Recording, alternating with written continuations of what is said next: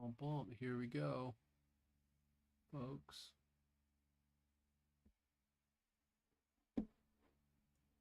Mm, let's see here. Can I hear myself? Let's.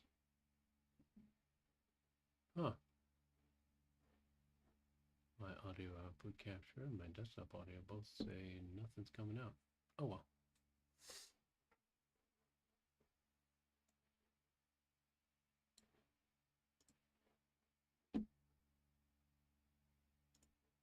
Guess I could try that. Guess I could try that. No, that will give me an echo. All right. Well, anybody has any questions, you are absolutely welcome to ask. I will be sitting here and programming otherwise. Huh? Um, I should have like a warm up time. I set everything up. So I can make a big entrance. But 10% of the people who watch this watch it afterwards anyway. So yeah. Mm.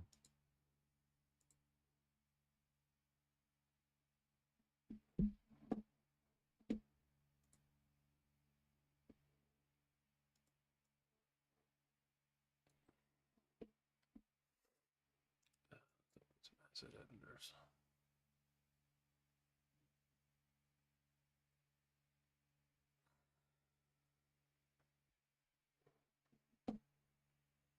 All right.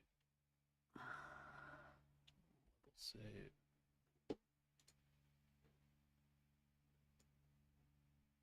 Mm-hmm. And then save game board.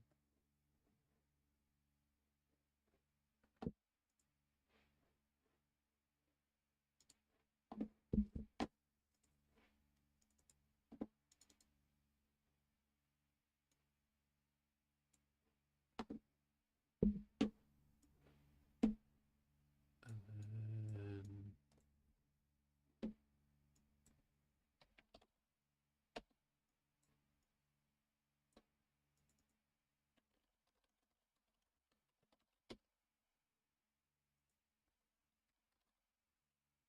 mm,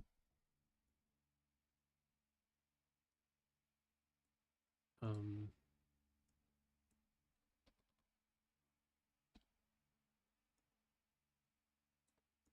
bum.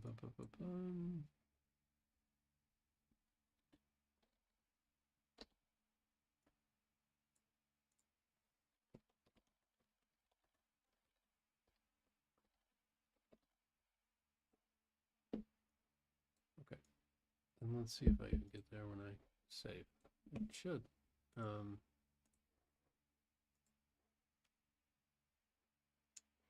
and we got this all set up. And now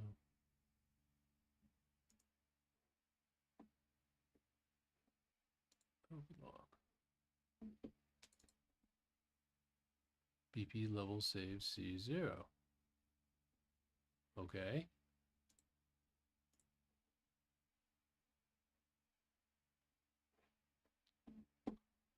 Um,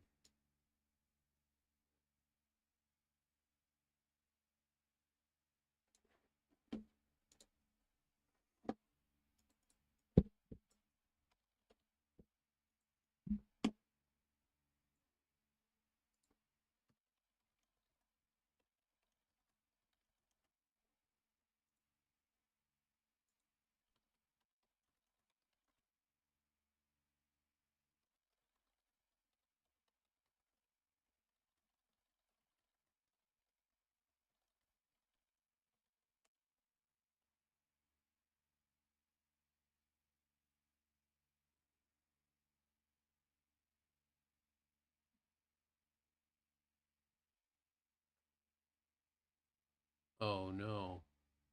Can't find your slot games. Does save game exist?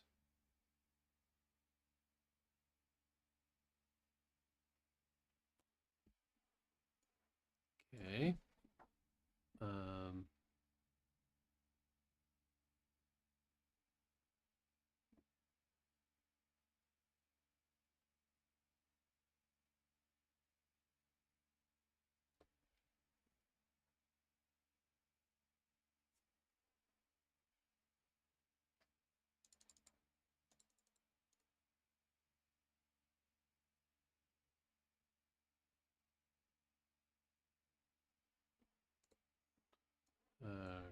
can I package saved games with install?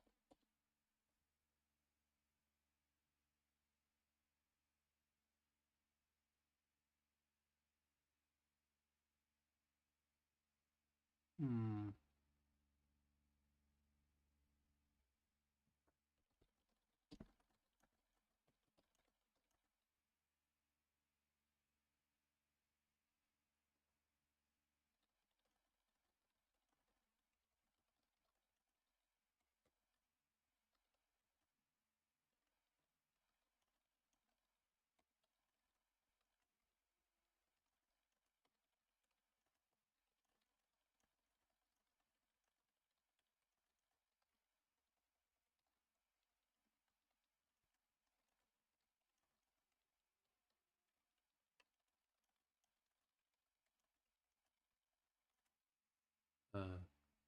Hello, sir.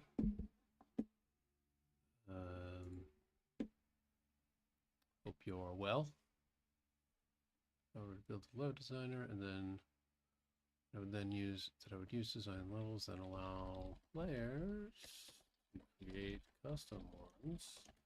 It sounds like that would have some weird interactions. Is there a better way to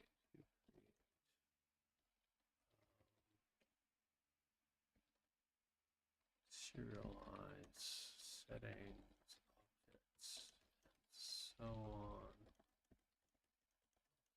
Use later.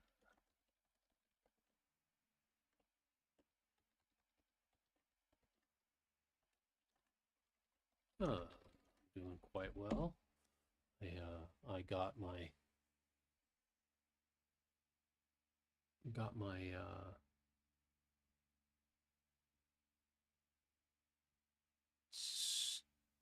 stuff pretty well. I got yeah.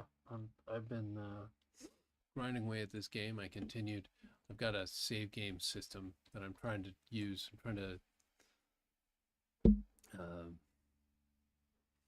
I would like to be able to do level design and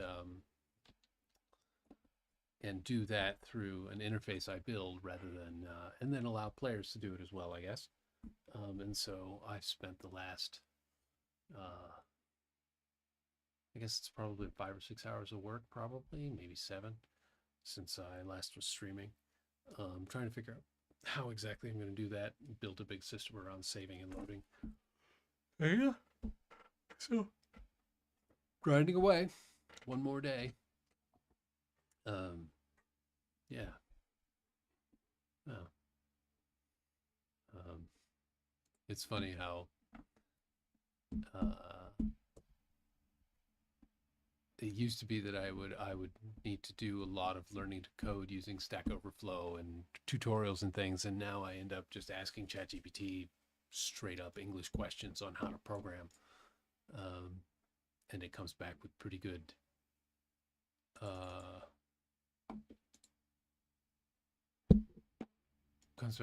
results.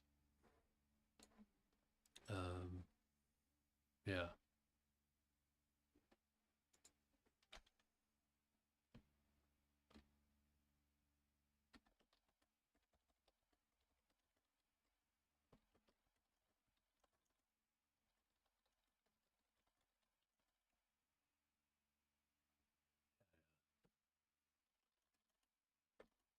Um,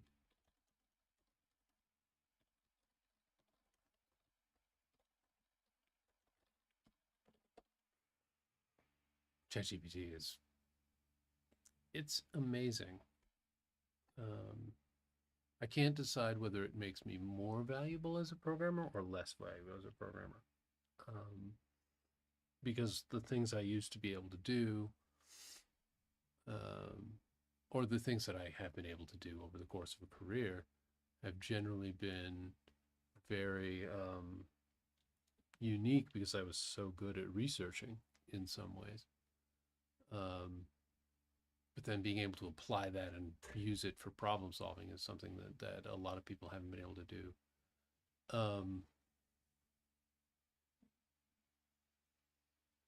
But yeah, it's kind of, it's what I'm doing is going well so far. Um,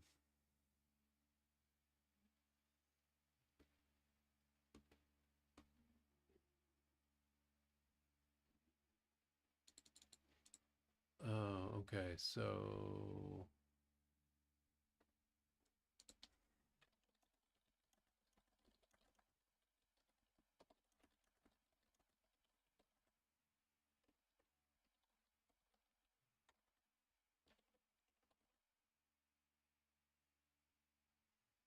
yeah,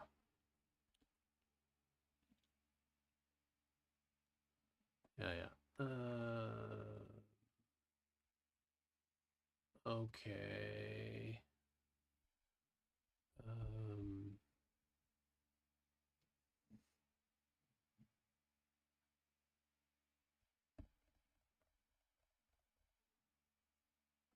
okay, so I can use probably JSON serialization. Let's see if I can take this.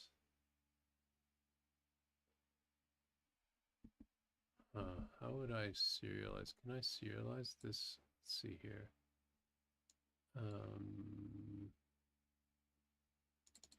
Level save. Functions. Um,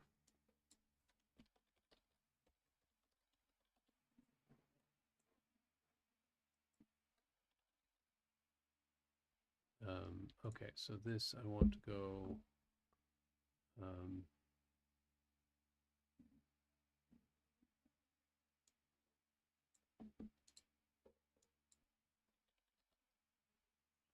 Okay, so I can't.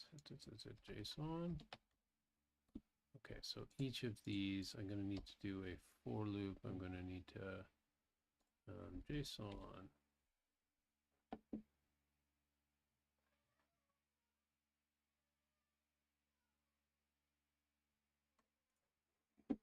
Okay, fine.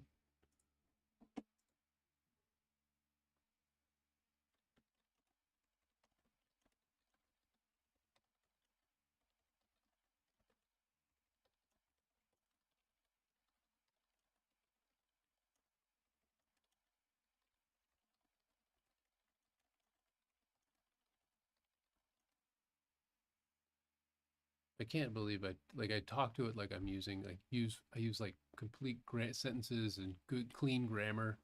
I probably could be a lot more rude. Um, how would I set a um,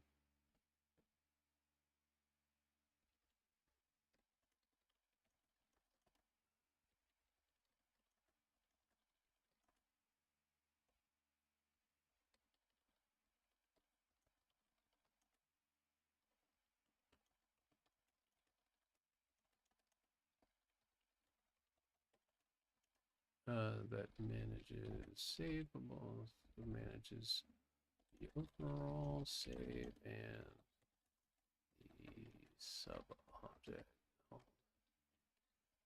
and a set sub within that save.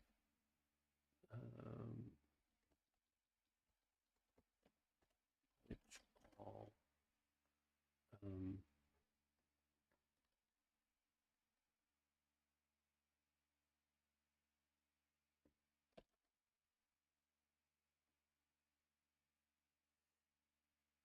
um, um,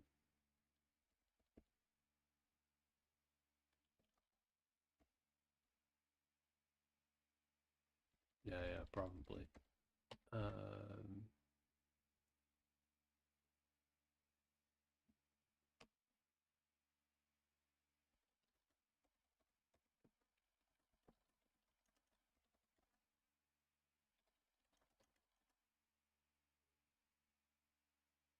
I mean, I think it does. I think it does machine learning on the input as well as the output. It has to. There's no way that it. Uh,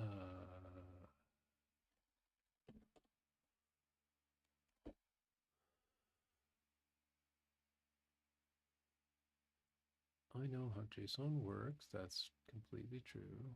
FJSON.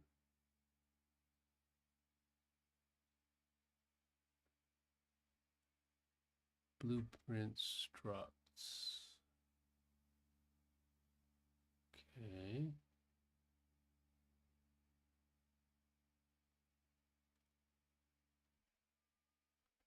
Okay. All right. So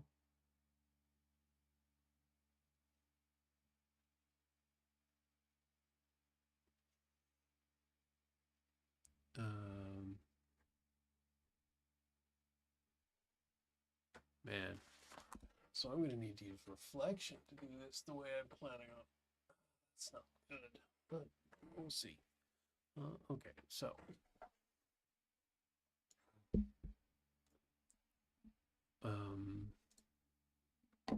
use a struct to gather the data you want to serialize. Okay, so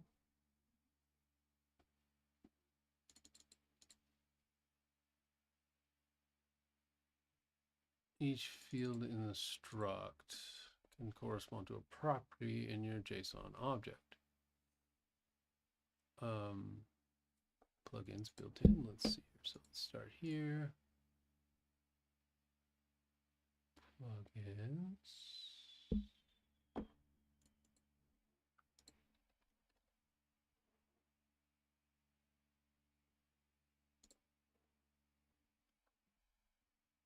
Okay, great. And we start now. All right. So, yeah. Yeah, GPT has to be doing machine learning. I mean, when you ask it a question like, you know, how am I going to do these 9 things? Like, you know, the questions I'm asking, you need to be able to understand what's going in pretty well.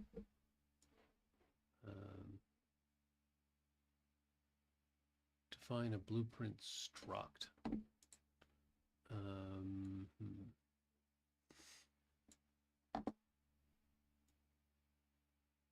Okay, so this, it's all going to be in,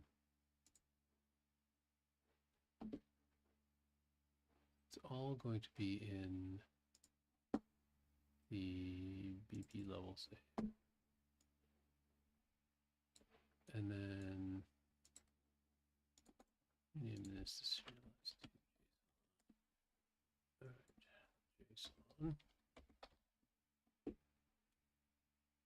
Structured from a raw JSON string.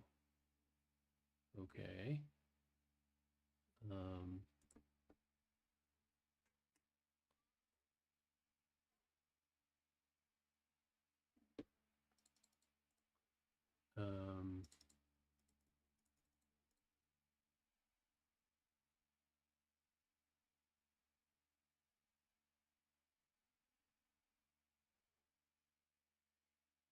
Set fields.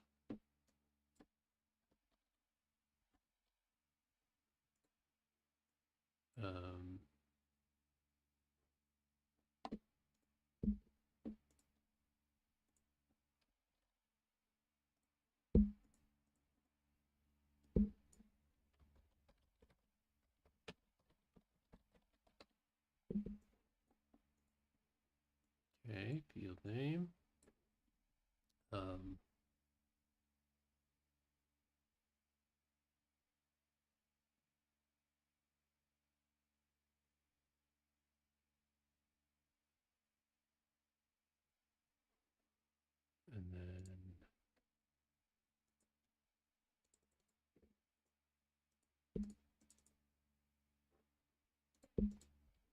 then add JSON.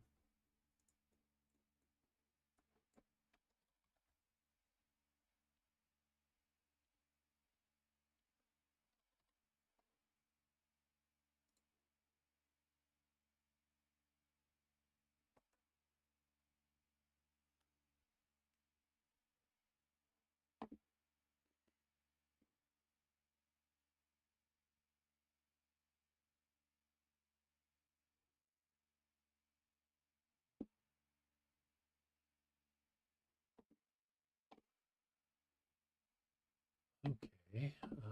All right. Well, I can do this. This is not going to be as hard as I thought it would be. All right. So, um, um, field name, and this is going to be um,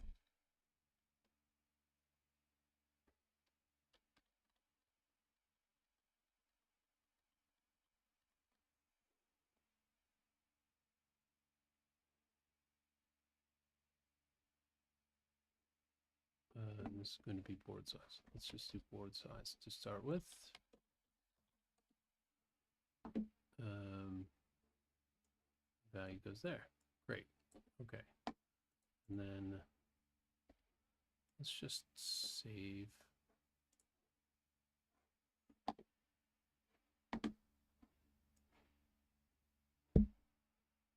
Oh, you can't hear anything. Huh. Okay, well, let me try that. That's interesting. My input should be Let me upgrade my gain. Advanced audio properties. Let's see. 12 dB. Is that better?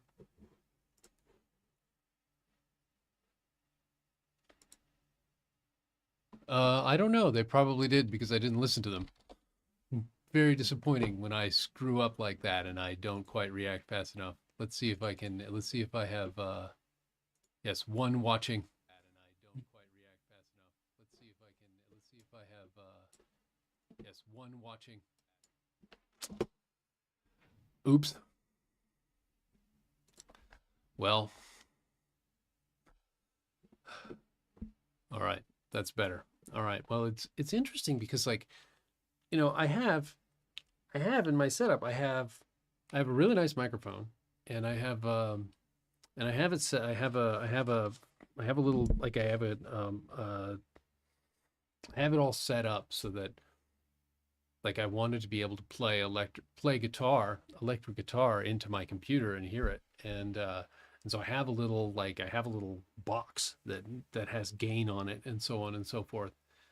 Um, and I have the gain just cranked up, and I have more gain cranked up in OBS, and still doesn't give me everything I need apparently. Oh well, I'm in the future. Maybe he'll come back someday and uh, and not and try it again. I feel bad about that. Eyes purple, crying, and then left. How long did he give me? Well, he gave me 4 minutes. My bad. I got it. I got sucked into what I was doing. My bad. Oh well. Here we go. Back to this, and then we serialize JSON object. And then we get like this. We're gonna serialize. No. Huh. Convert. Oh, it's just got a JSON save JSON to file. Great. Okay. Save JSON to file. And then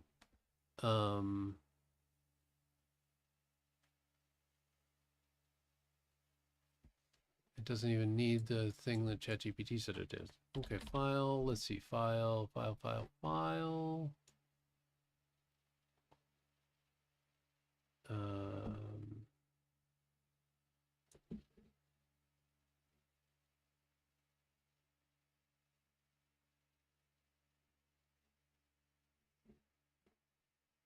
Get project file path. Um,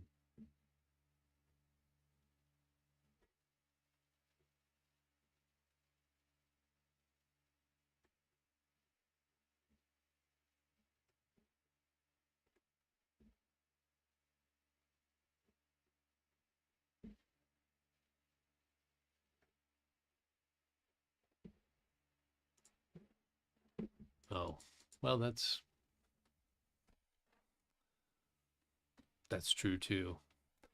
Yeah. I don't work as hard as projecting. Uh, yeah.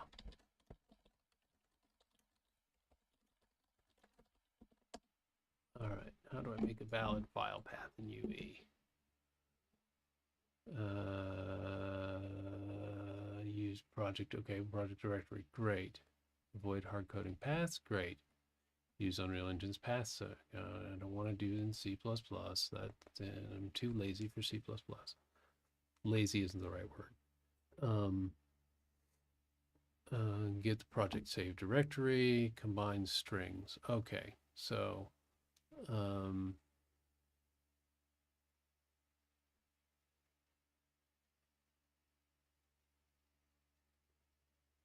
okay, save directory. Get project save directory. Think, and then and the test.json, and then let's see here, and then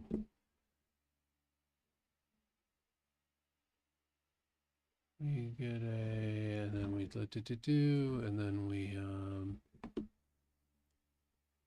get project save directory, and then we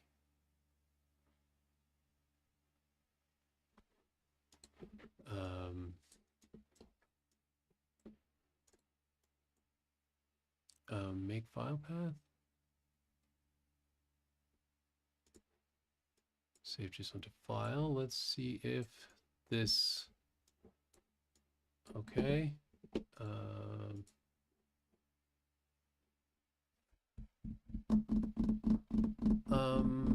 Let's split this apart into two functions. Let's see here. Save to JSON, and then we want to save string to file path, file name in save directory. All right, so we have an input of string here, and it's just file name and string.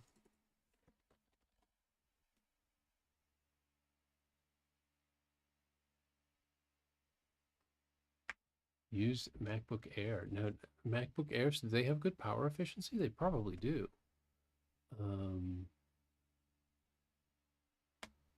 My dad really, they let's see, do they still love their MacBook Pros? They've done the MacBook Airs, and that's a good idea. I would assume that the Air had better power efficiency than the Pro,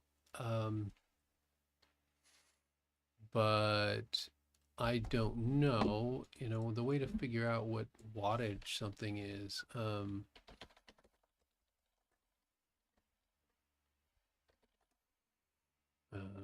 MacBook Air M1.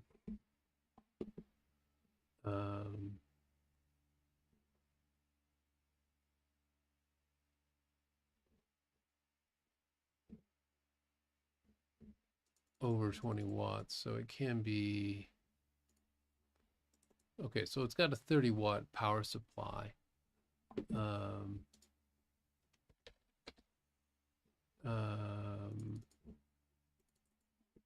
Yeah, so it's going to cap at 30 watts. It's a standard laptop.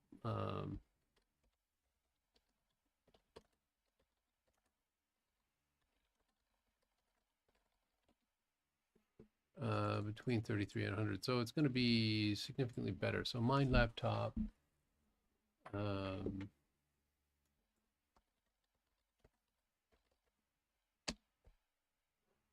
holy shit. Oh,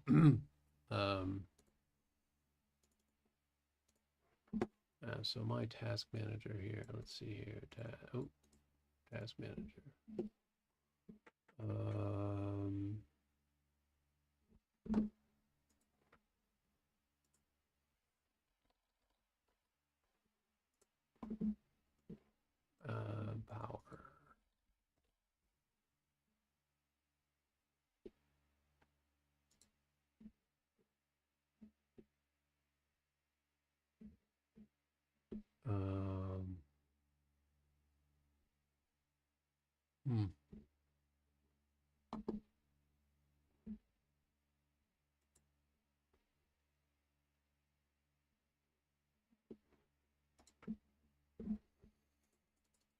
Lenovo Legion, how you see power usage.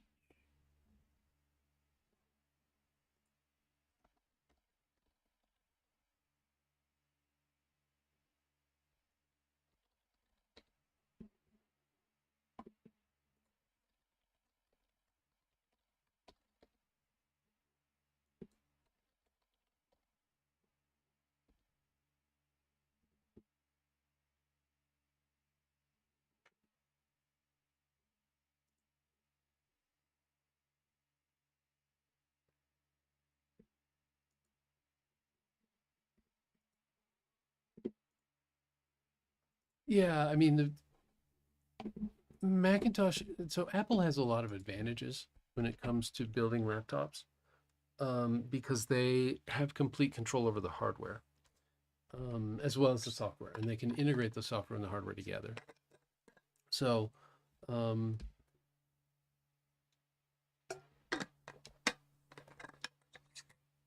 while there are other companies that do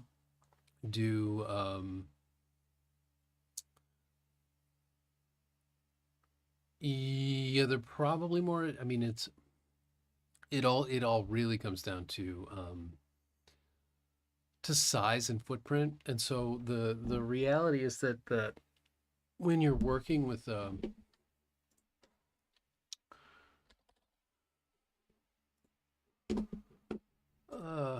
when you've got a box, right? Okay, this is a box, 2D shapes. Let's do some 2D shapes here. Um, let's undo this. All right, so you've got a box, all right. Um, Now on a physical level, um, you have a bunch of wires, going from point A to point B inside that box.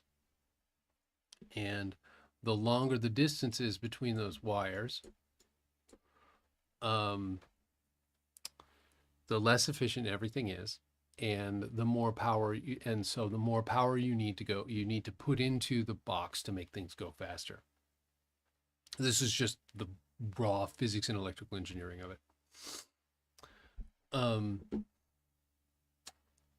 and so where Apple has a big advantage over the other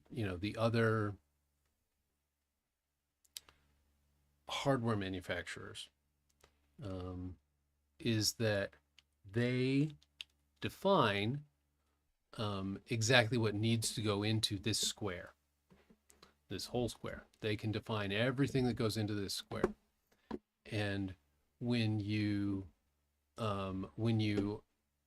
have to deal with Windows, um, and there are all these different there are a lot more variables. Um, you have to make the box a little bigger, just to handle, um,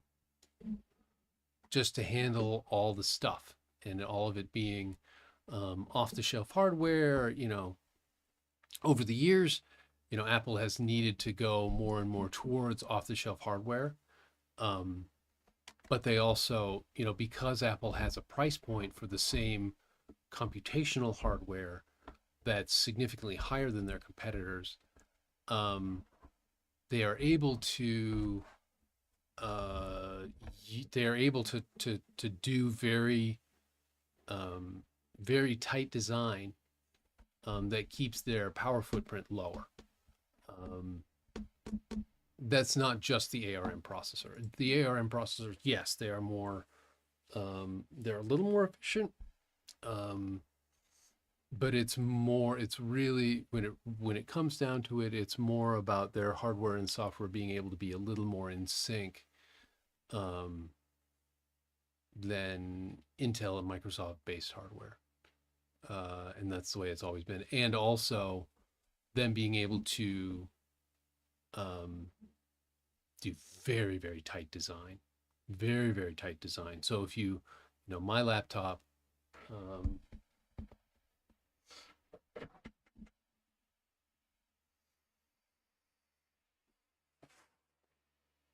My last laptop was what's known as a gray box. Um, so when you buy a laptop, there are three kinds of laptops. Basically, there's white box, Apple, and most laptops are pretty heavily white box. And then there's gray box, which is more generic. Oh, no, white box. Sorry, I've got this reversed. And then black box, Apple. Completely shelf, like Asus. Asus laptops would be like this. I mean, I think, I'm not sure. Um, but a white box laptop. I mean, this is honestly white box. You hear more, you see more white box stuff when you're talking about like a like a desktop, like a build your own tower would be what I would call a white box because you could build it from scratch. Um, um, and so when you look at power efficiency, Apple is going to have this big advantage because they're black box and they have a huge budget. They don't have to compete on price at all with their competitor with I mean, they do kind of, but if you look at the specs on an Apple computer that is going to be able to run Unreal Engine, for example. So my laptop can run Unreal Engine, um, and to buy an Apple computer that could do the same thing would cost me probably 50% more, 50 to maybe even 100% more. And Apple spends a lot more on software than their competitors do as far as setting things up and giving you a bunch of tools. You know, all of the Mac suite is so good. Oh my goodness. Like Logic is one of the, for example, like nobody ever uses it, but when it comes to DAWs, Logic is one of the best DAWs in the world, and it comes for free with a Macintosh, you know. But yeah, but you get you when you buy this black box machine, I've really digressed there.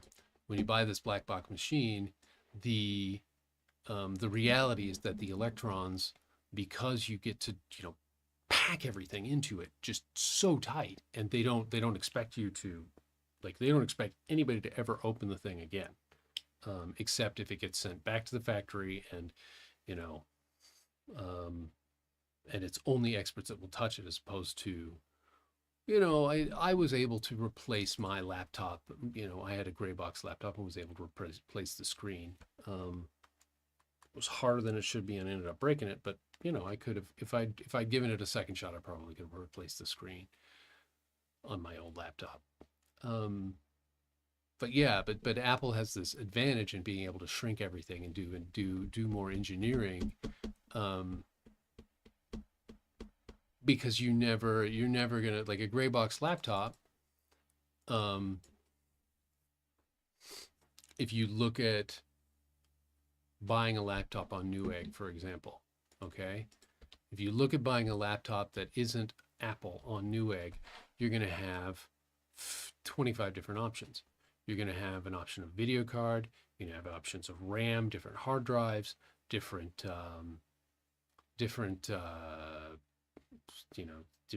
different ports sometimes, all these different things where you'd need to make modifications to the computer to do that.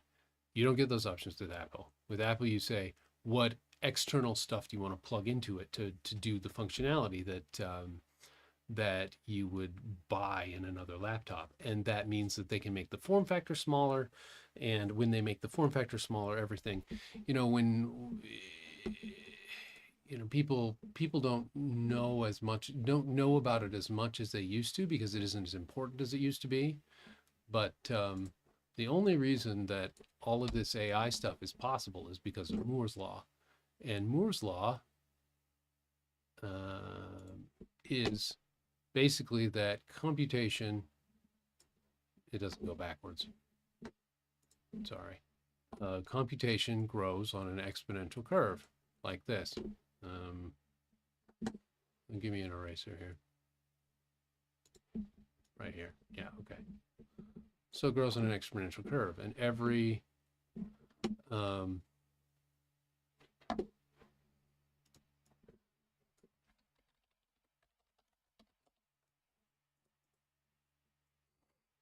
this graph is on a logarithmic scale, and you know, this graph shows that essentially the number of transistors you can put into a certain square space has doubled every 2 years, or did double every 2 years up until at least 2018. And that's the only reason that we can do all this AI stuff. You know, all this AI stuff that we can do now, it requires just massive processing power. You know, and NVIDIA stock just today, you know, if you look at it over the last, 6 months, it's almost doubled in price. Yeah.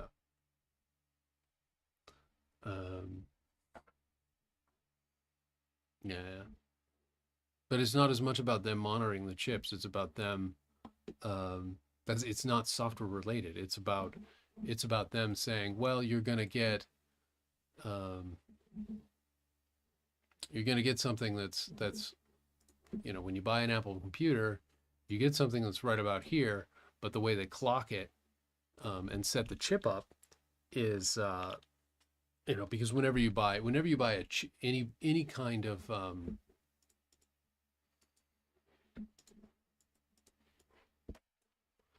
whenever you buy hardware,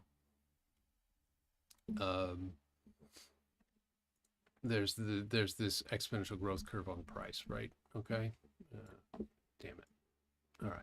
So newer and faster is over here, and older and slower is over here, and just raw production costs and how old the chip is. When the chip is a 3 or 4 year old design, it's much cheaper because they can produce it on older equipment. And then up here is the brand new stuff, and it's much more expensive because it's brand new, and it's 2 or 3 times as fast as, or it's 1.5 to 2 times as fast as the older stuff. And so what Apple does is they buy a chip that's a smaller chip, or they produce a chip that's a smaller chip that's right about here. And so it goes pretty fast, and they pick it so that they can underclock it in some ways, and get more out of it for less power, because it has always been the case that the more power you put into a chip, the faster things go.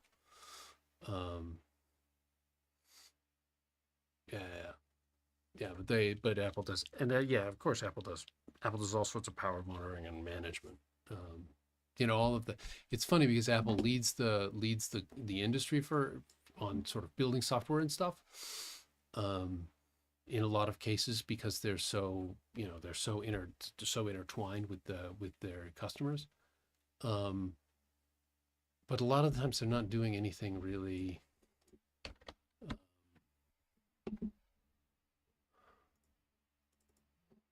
They're not doing anything. I won't say they're not doing anything.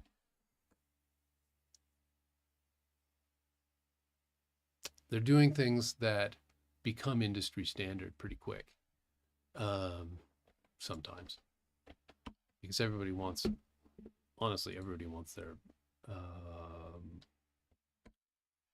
everybody wants their little cut of Apple's magic. They wish they could have the margins that Apple does.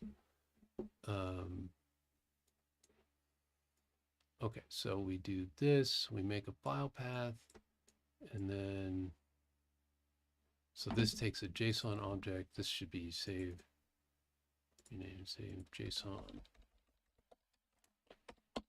file name and save directory. Then we have a file name. Yeah, yeah, yeah. Yeah, yeah.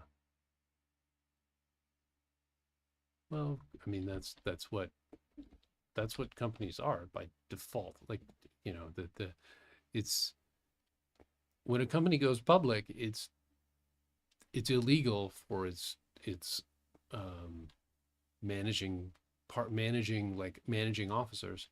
Everybody needs to chase profit.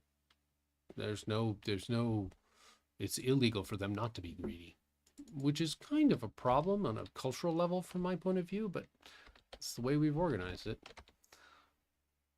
Um,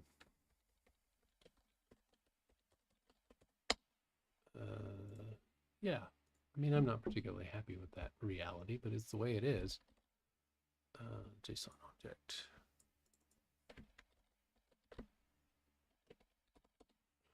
All right, so, and then we get save JSON to file. So we get project save directory, get project save directory, append. This actually goes to here, and this goes, okay, so we go like this. File name in goes here.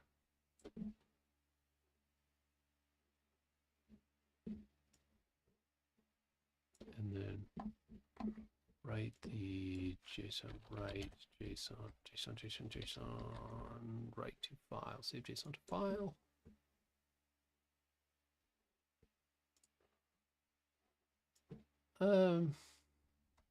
Yeah, I mean, Apple,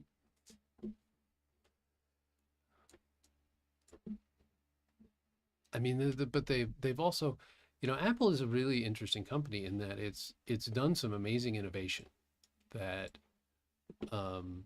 you cannot question that it has taken things that were not marketable, that were not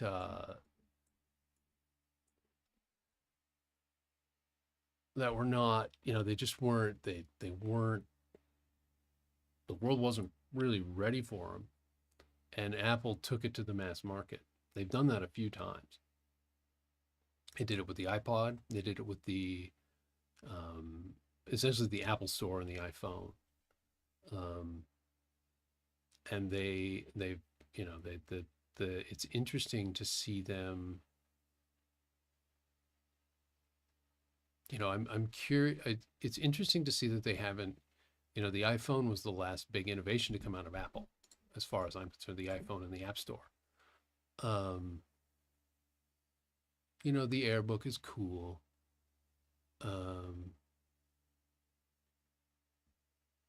But it's just an incremental improvement to technology. And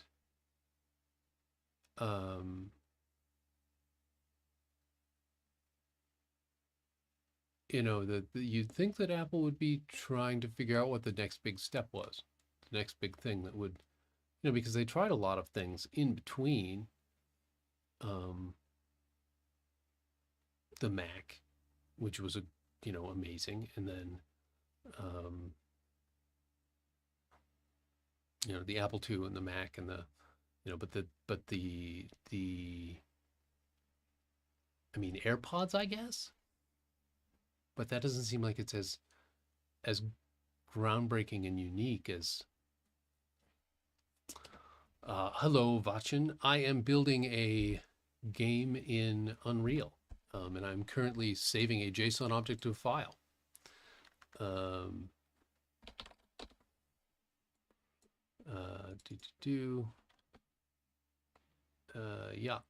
Yeah, this is a blueprint that.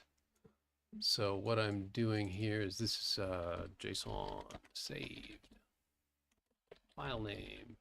Oh wait, let's take this and append. Break this link.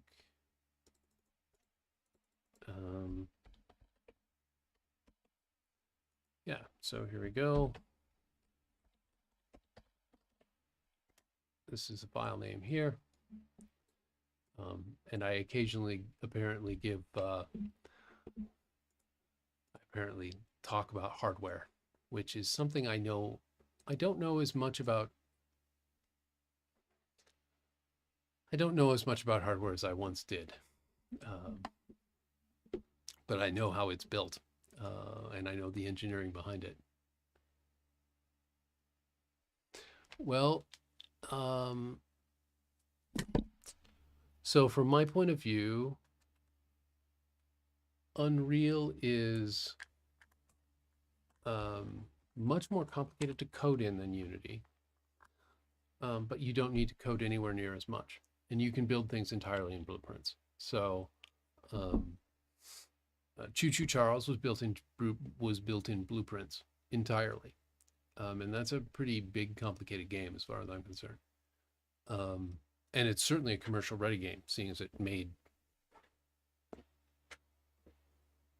a ton of money. So yeah, so um, so yeah, so Unity is a.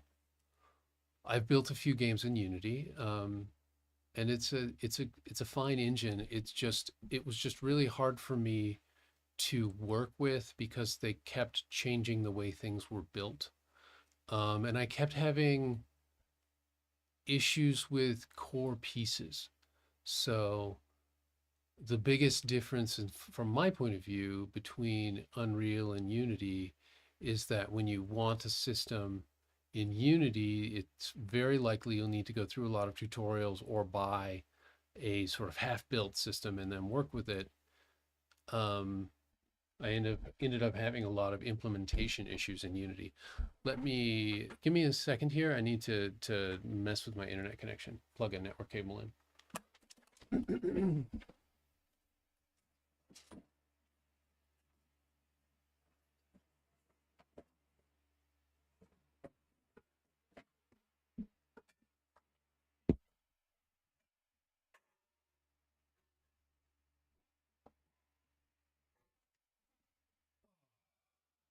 Okay, should be wired. We should not have the same sense.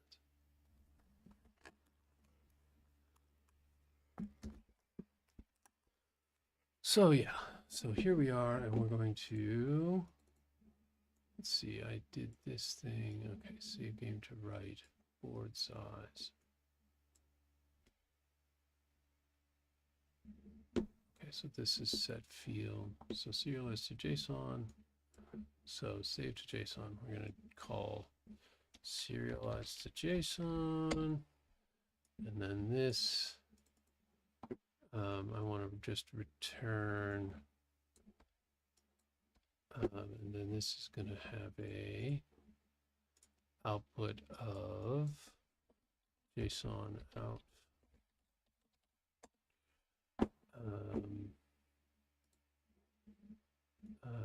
And then return, and then we return something to write. So yeah. So here we go. Save this. And now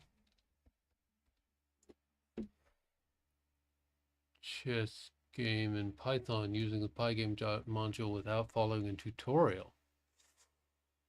Am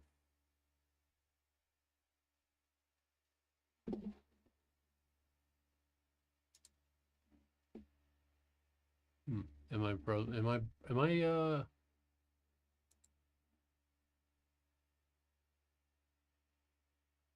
oh, well, that's a good start, you know.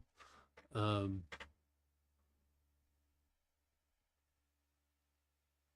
mean, if you know how to code, that's honestly, that's most of the work as far as I'm concerned.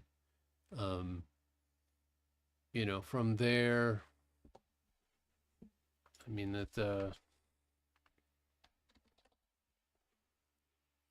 I mean, if I were to say like this is the task you have to do. One, display stuff. You know what? Okay, and then we're gonna make this a 24. If I were to say that the steps, let's say one, display stuff, two, move something, three, build some logic.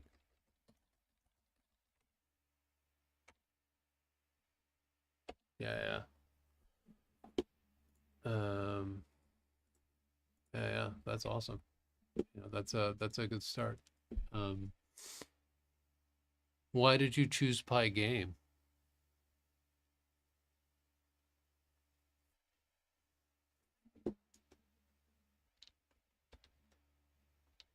And did I freeze again? Should have good clean.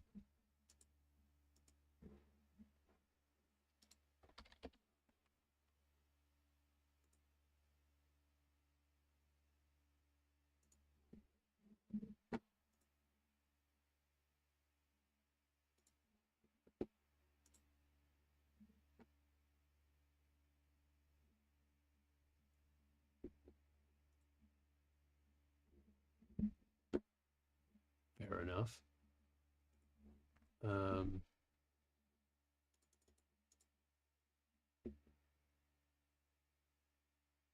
hmm.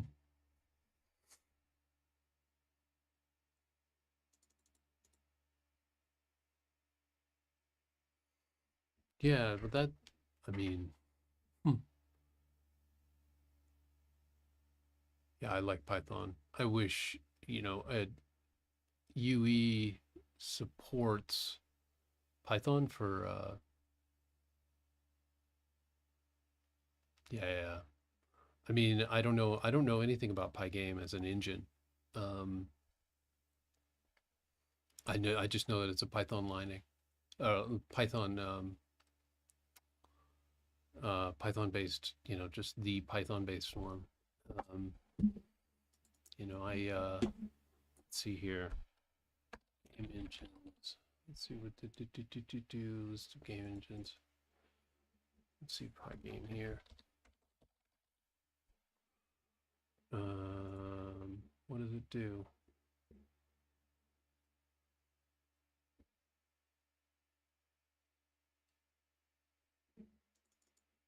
Right. Okay. Hmm.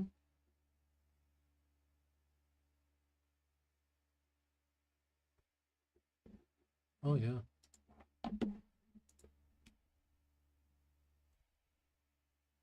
Yeah. Yeah. Yeah. Hmm. Yeah. I mean, it qualifies. I mean, from my point of view, it would qualify as an engine. Um, it doesn't have an IDE, doesn't have a graphic IDE. Um, but yeah, it would qualify as an engine to me all sorts of ways because it does a lot of stuff that a game engine does. If you look at a if you look at a if you look at a game engine, all of them will have different features. Honestly, if you love Python, um, and we're willing to go, we're interested in an engine, um, I would probably recommend looking into Godot. Although it has GD script, it doesn't really do Python. Um,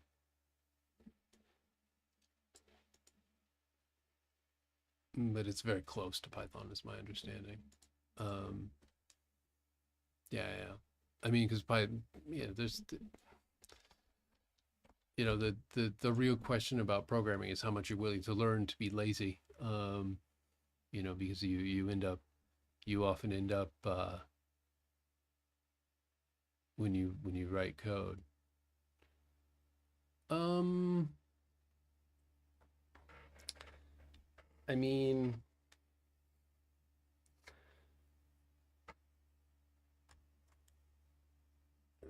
people worry too much about speed in games too early. Um, you know, Yeah. Um, you know, the theory, the theory behind it is that, uh, and the theory behind everything in Python, you know, is that if you really look at the way a game is built, okay, um, a game is built this way. You've got your engine, um, you've got the stuff you do in the engine, which is far smaller than the engine itself, and then you've got this little piece of, and generally there's this little piece of thing on the top that's all that's like the hard stuff. Hmm?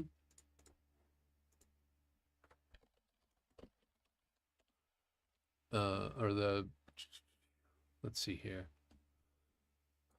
How do I explain this?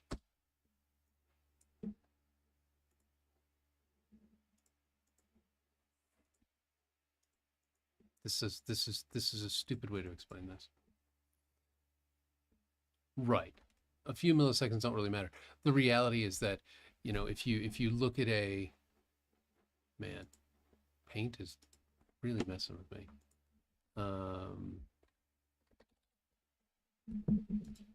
If you look at all computer architecture, all right, it's all, as far as software goes, as far as I'm concerned, okay, you've got layers, all right, you've got the OS, you've got code, and then you've got your application layer, okay, and then let's see here, app,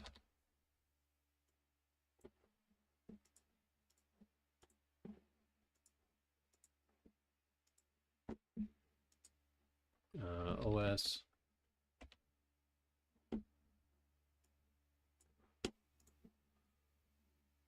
and then this is like the engine.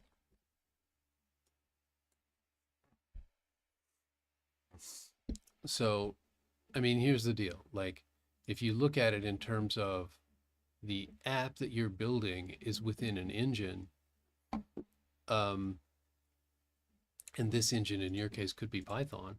Hmm?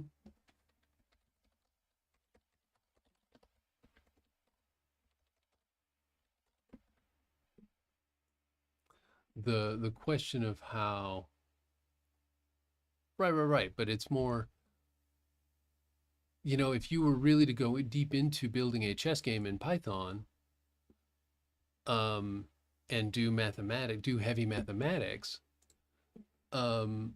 you might have an advantage when you are doing those heavy mathematics over somebody writing it in C, because you have access to the whole R framework. And you have access to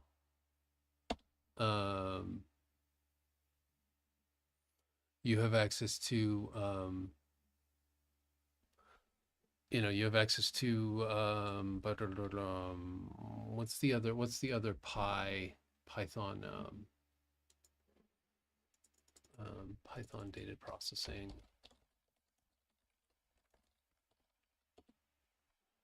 NumPy.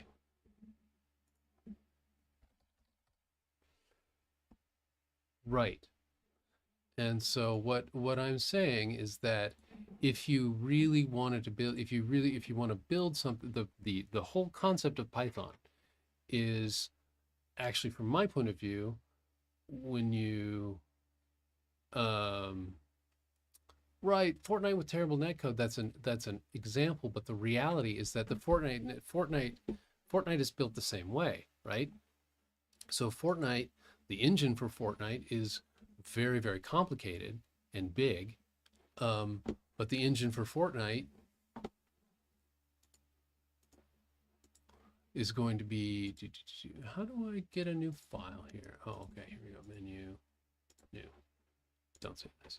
But the engine for Fortnite, the way you're going to have this set up is you've got, this is Unreal Engine, and you've got netcode here, and this netcode is written in Fortnite is in Fortnite. Fortnite is actually in an unreleased version of Unreal Engine. Fortnite is in Unreal 5.4. Um, I happen to know this because I have done quite a bit of work in UEFN, which is Unreal Engine for Fortnite, and so they have all sorts of they do all sorts of internal testing on Fortnite stuff, and they use a version of Unreal Engine that's ahead of the branch that they give everybody else to program to build things in Fortnite. Um, and so Fortnite, the you've got the Unreal Engine here, which is in C++, um, and then there's a library attached to Unreal Engine down here that is their netcode, and their netcode is going to be, I mean, it might be C++, it might even be C. I don't know. I haven't looked at the netcode. I guess I could. I can't on stream. Um, but if you were to look at Unreal Engine, you know, the way that a lot of modern programming is done, and especially corporate programming and web programming and things like that, is you've got um, a big, a big, very easy to sort of manage and understand programming language here, C++, or not C++. Very few people work in C++ outside of the gaming industry. Um, so you've got something in Python here. Um, yeah, I mean, using their own engine, it's, I mean, it's kind of it. Yeah, well, it's not. It's the only way. Yeah, the only way that it's a symbiotic relationship, honestly, as far as I'm concerned. Epic and Unreal Engine's development, because and using Fortnite, because Unreal Engine gets better because they use it in house, and because it gets better, they're able to do things that other people are moving into. So, um, so there are a bunch of major companies.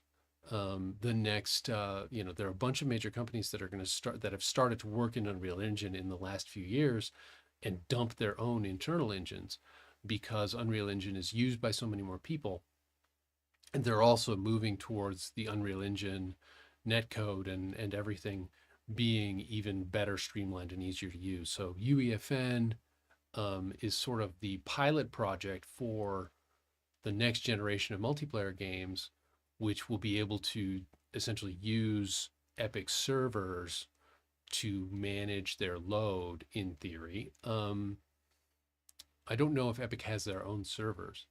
Um, yeah, yeah, they do use Fortnite. Like if you look at if you look at Fortnite.gg, and you look at player counts, and you look at let's see here, Battle Royale, let's see, Epic. So you look at Epic's maps, right? Fortnite Festival and Lego Fortnite and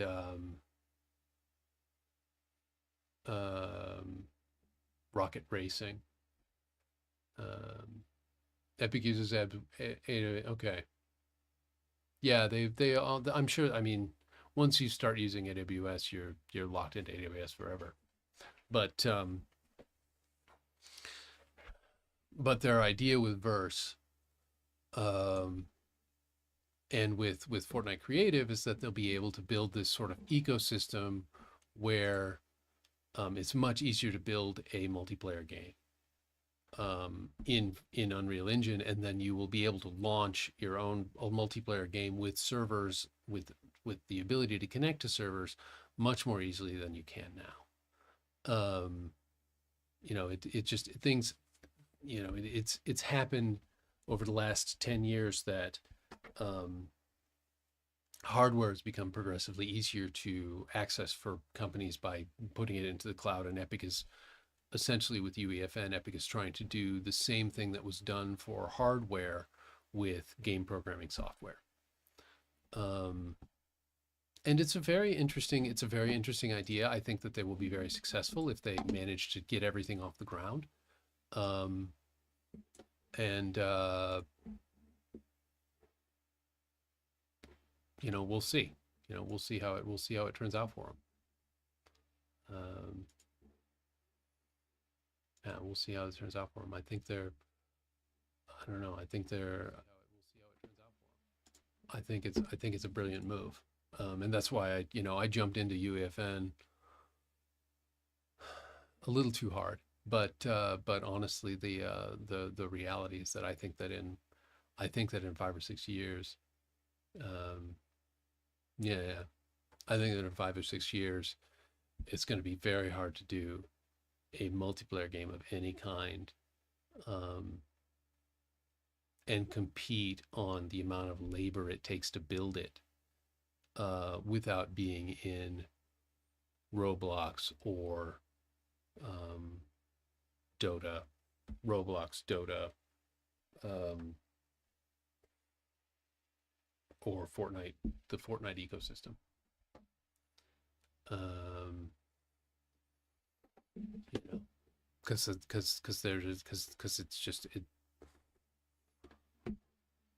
it's just such a big deal in some ways. Um,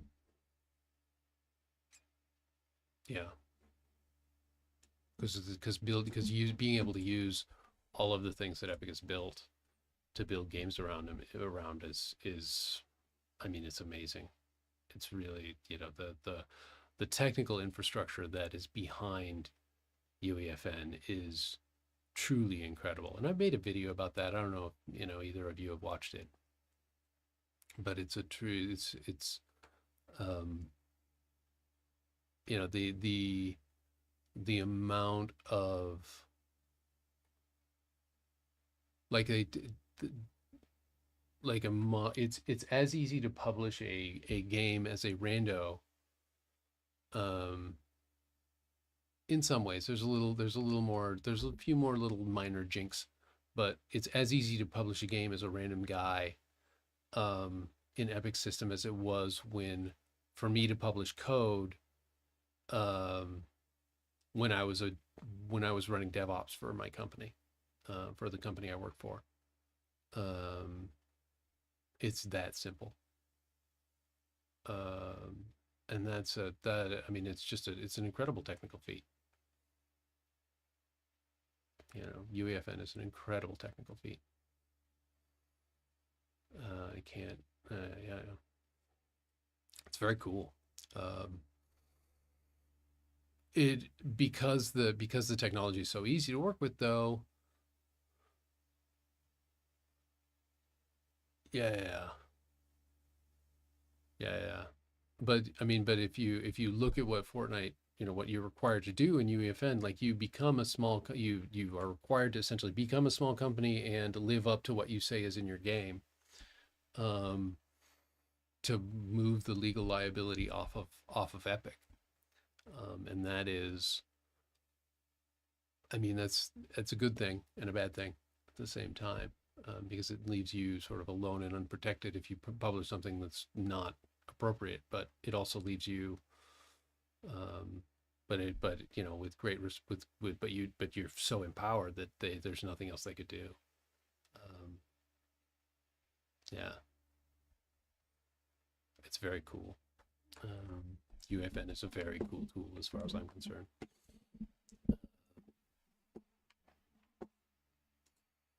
Discover. Now, I'm not a fan of Discover, but that's just because I'm not winning that particular game, or I didn't win that particular game, and I didn't in the end want to. Let's see, and then we do save JSON to file and save directory. JSON out, and then we're gonna do this, and then we're gonna do a save to JSON, and then we're gonna have this as an input, this is a string, and then Tests.json.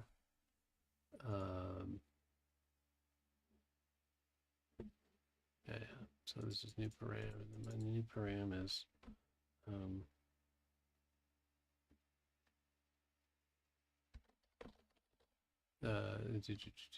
this is file.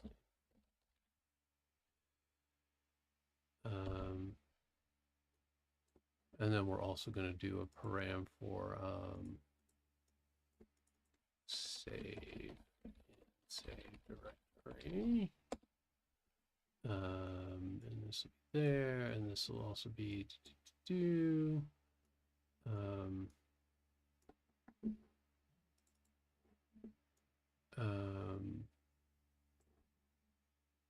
yeah, this.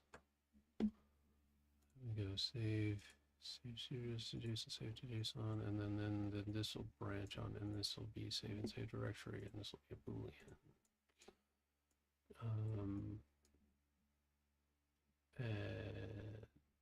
Save to JSON, and then this will also, and then we'll also have a string directory.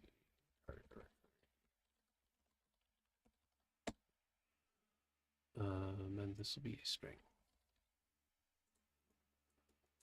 And that is not clean. And this shouldn't be a little different, but branch. We do this, then go here, and else we go. I actually have to write different code for that. But we're going to just run the test on this. Save to JSON. Serialize to JSON. File name JSON. Target is BP level save. This is a BP level save. Save this.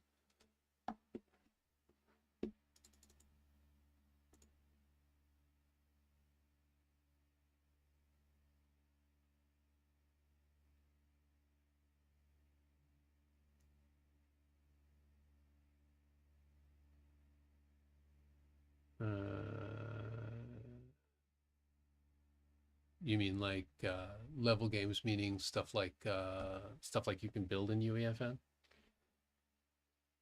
What do you mean by a level game?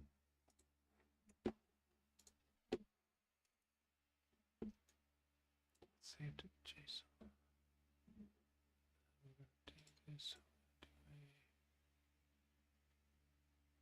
I don't need BP move forward. I don't need that. I don't need that. I need this save setup. And then save setup goes to control save game forward.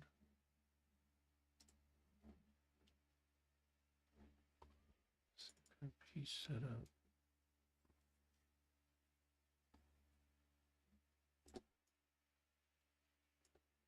BP level save. Okay, and then we just do, and then I want BP level save. Save. Save to JSON, I think.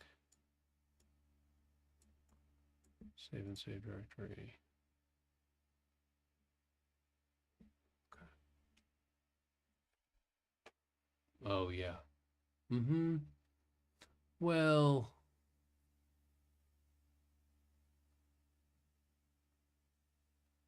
sort of.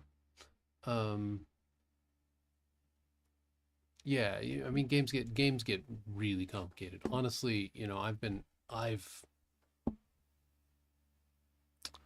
worked in a wide variety of pretty high test computer.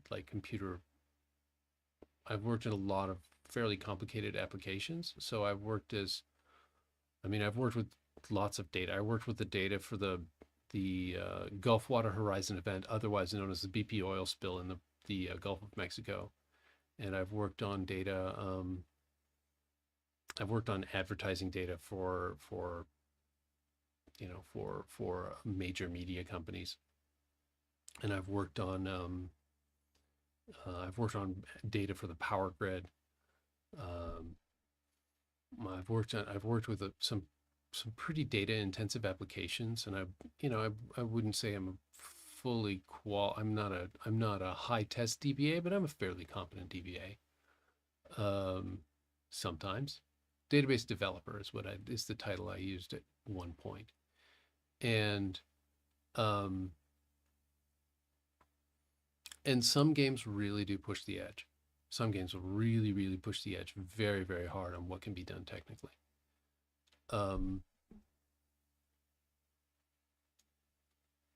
But it's hard to it's hard to say that that needs to be true of all games. And as time goes by, honestly, if you look at the way that games are going and what people are doing with games now, I feel like it's just overdone in a lot of cases where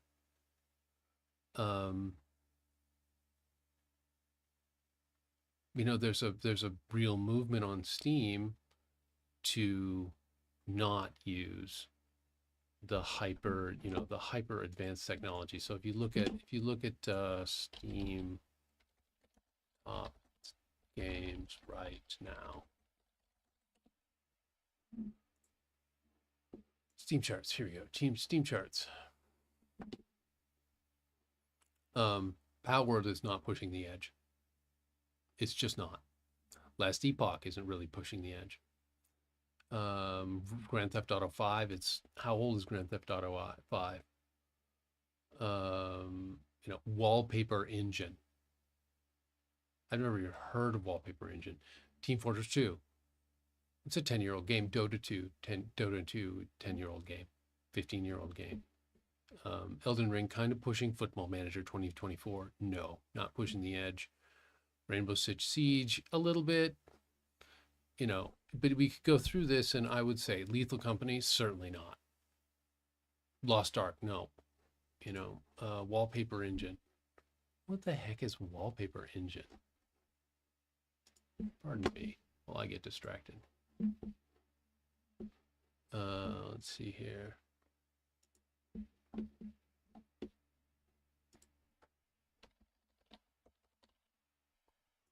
What is this?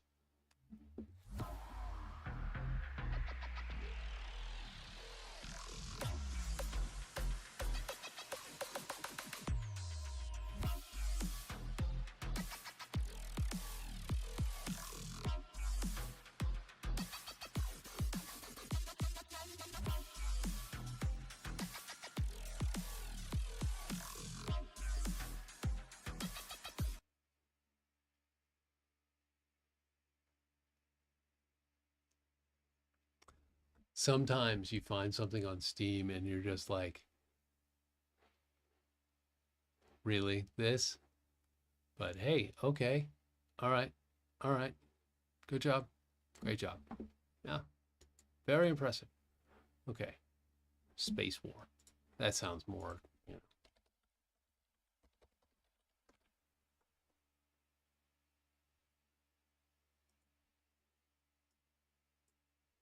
Is this Space Wars Interstellar Empire?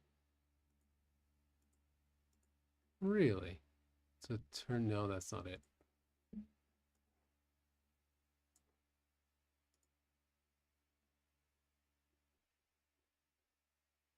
Huh.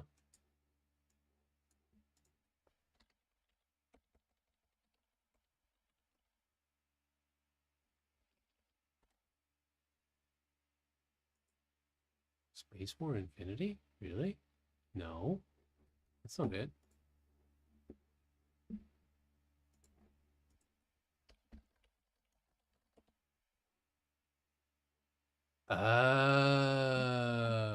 No way. Yeah. Okay. Yeah, sure. All right. I get I get it. I'm envious that somebody else had that idea in 2018 and made that happen. Off you go. No problem. Um yeah, this is hilarious. Oh, I didn't know that was it. There are 54,000 people connected to Steam who don't really know it using a pirated copy of a game. That's what Space War is. Yeah. Uh-huh. Yeah, yeah. Because Space War is the default. Space War is the default Steam ID of a game that is in the Steam. Like when you publish your game, they've got a an SDK that uses that as a default. Fascinating. That's great. That's just great. Anyway, I look at the farther I go down the list, I get to Stardew Valley. Stardew Valley isn't pushing any edges technically. It's a multiplayer game built in its own engine that the networking for multiplayer in its own engine was a problem. Um, but yeah, you're not when you look at the trend. I think the video game industry is taking, it's away from, there will always be a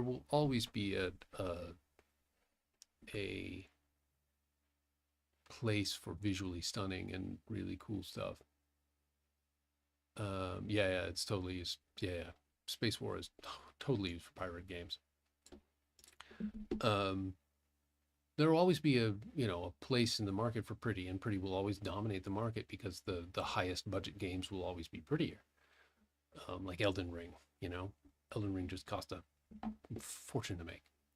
Um, uh, yeah, Elden Ring cost, yeah, 200 million. So Elden Ring costs just an absolute. Yes. Um, Hello. How are you, Natalie? Um, it's funny.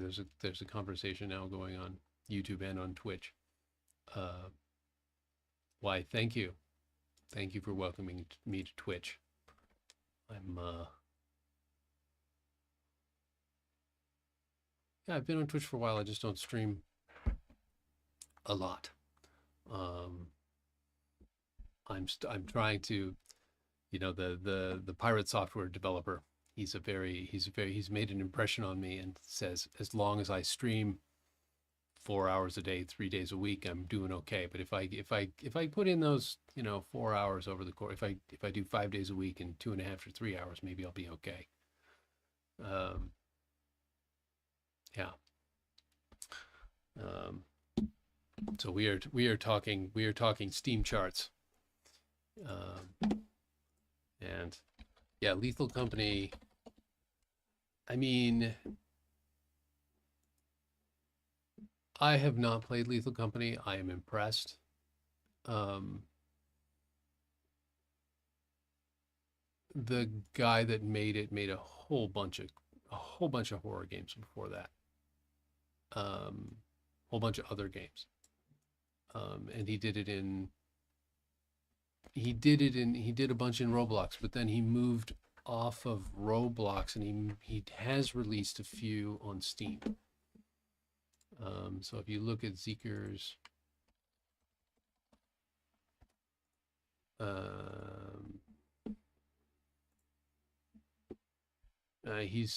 he started in a Roblox, but he definitely made um, one, two, three other games first. Well, today I am making.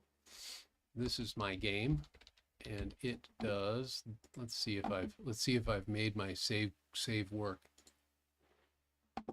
Save test.json. All right, let's see here. Saved. Let's see this log here.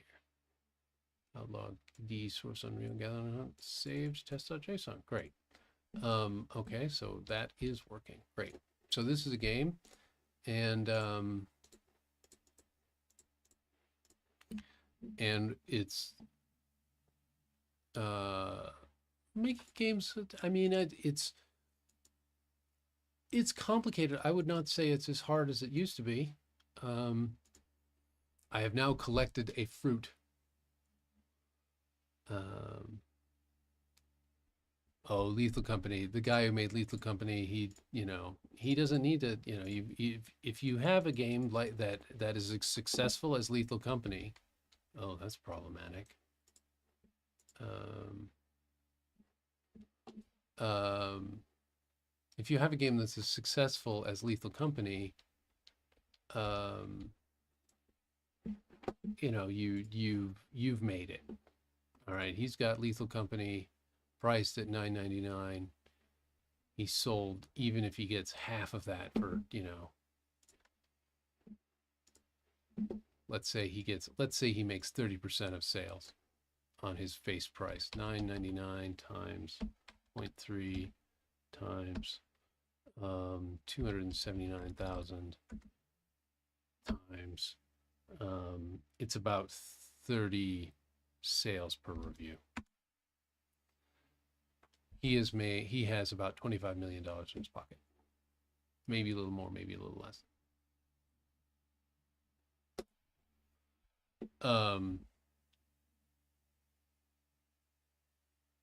But you can't see that as the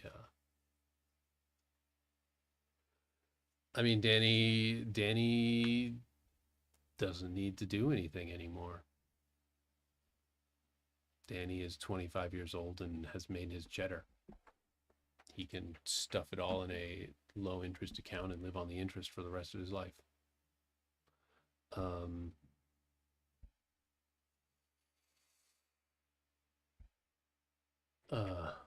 know,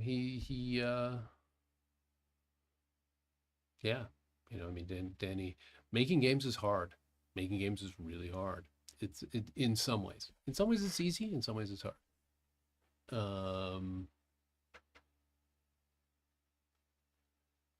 Yeah, YouTube is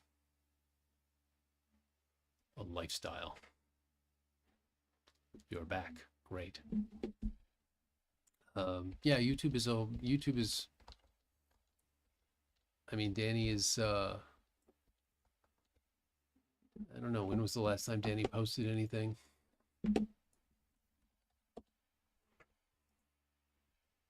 Hmm. 2 years ago. Well, of course it does. YouTube is. I mean,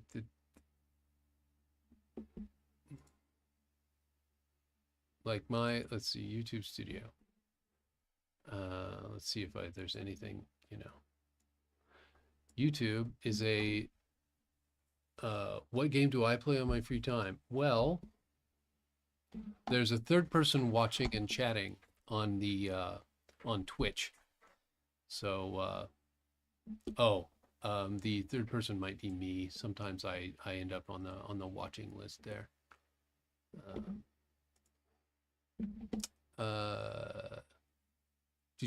So, you know, if you look at YouTube, and I've been on YouTube for my first real published video was on the 1st of June in 2023. The first one that got any real attention was on June 10th. And I have been on YouTube for like it's like 8 months, 9 months. And in that time, yeah. And in that time I've gotten, you know, 234 subscribers. And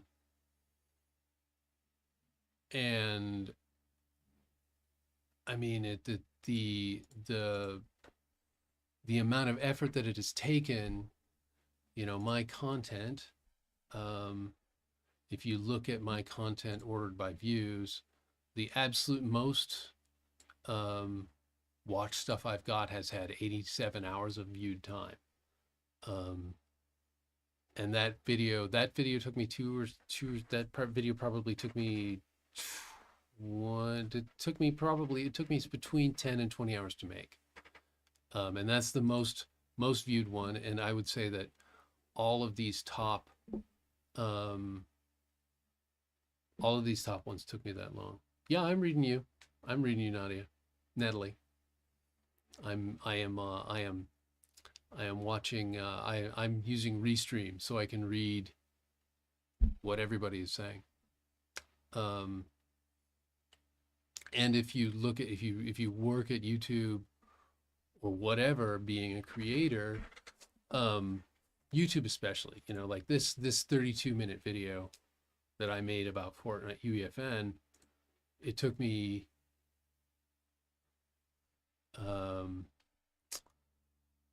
it took me about 2 weeks to make the map and the video. So one of my most successful videos, I have still spent more time on my fourth most successful um, fourth most successful video. I've spent more time on that than people have watched it, and that's with 1,900 people watching it and 100% likes. So you know, YouTube if you're not in the right market, which I mean, I think part of it is that UEFN didn't grow the way I'd hoped it would. If you're not in the right market, it's very difficult to make a living in YouTube, to make, you know, make YouTube really worth it in a short period of time. Both of I wouldn't say YouTube is better than Twitch. I am pretty sure that when it comes to revenue for streaming, YouTube is far worse than Twitch. So Twitch, yeah, I mean, I guess I started trying to do more thumbnails with my face in them and things like that. Yeah, like streaming, Twitch, you know, all of the big streamers, or all of the streamers that I know of that are making money, they focus on Twitch. And you know, for example, Ninja, when Ninja was able to multi-stream and went back to Twitch, um, you know, he was crowing about how he suddenly was making money again. You know, because he made, I mean, honestly, I mean, he had 100,000 subscribers in a day, so that, you know, that's not really that's not really par for the course. But the reality is that let's see. So I paid for this one. You know, it's funny because I paid for this one. I paid a designer to make this one, and I like that one. But the CTR on it, the CTR is 5.8% click-through rate. CTR on this one, let's see here. CTR on this is a 13%. You know, it really comes down to, and the hard thing about YouTube for me, is that when I look at, so this CTR is really low, but it's for me, because my most successful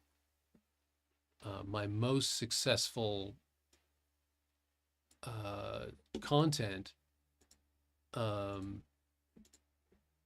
build a notifying system. This one I probably could do a better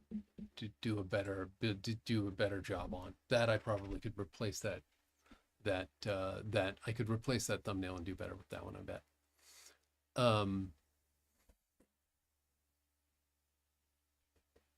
I should do that. My most successful content is really reference content, where I have built, you know, this is where all my subscribers come from. Is from this 55. That's a quarter of my subscribers right there, basically. And this one is, you know, but most of my subscribers have come from reference content. Yeah, sure. Yeah, sure. You wanna rebuild this thumbnail? Go for it. Let me put the link in chat. Put it right here. There it goes, right to Twitch chat. Yeah, if you wanna build me a thumbnail for that, I will definitely I'll give it a shot. Yeah, and I could use a standard thumbnail for my stream too, you know, because right now it just pulls whatever.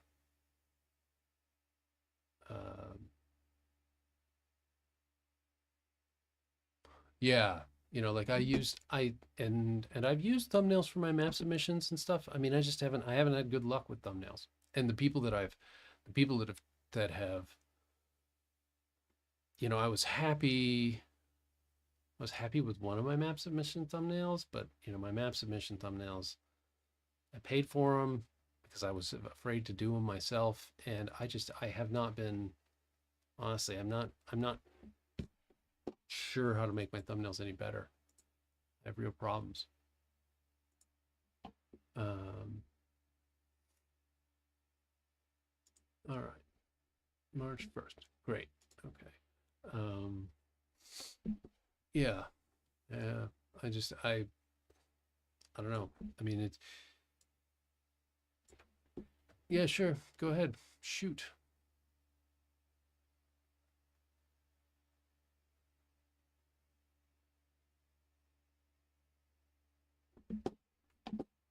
Let's see what this file looks like.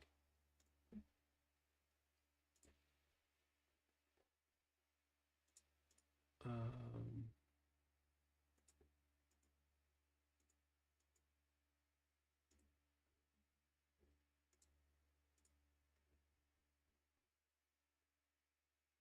is there a save?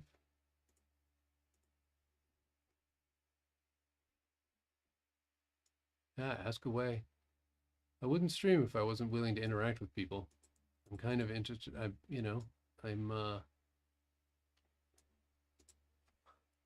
I'm trying to do publicity the modern way because I can't afford real advertising.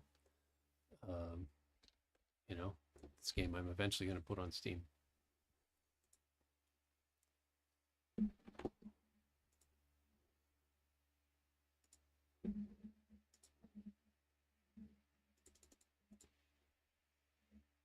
Yeah, go ahead, Natalie.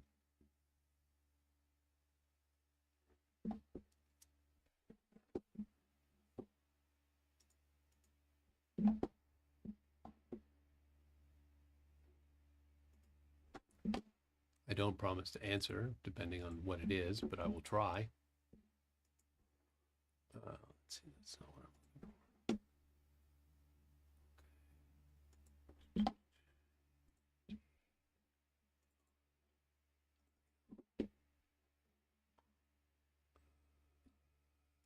Not content. Saved. Test.json. Great. And then let's open with Notepad++. Let's see what it looks like. Board size. Great.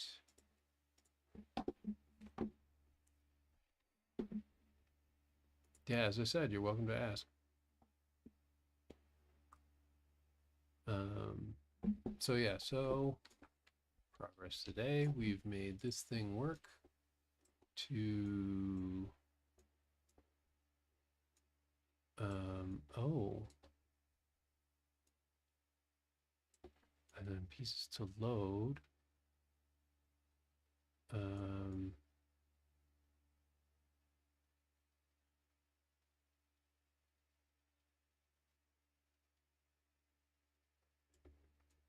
Create save game object.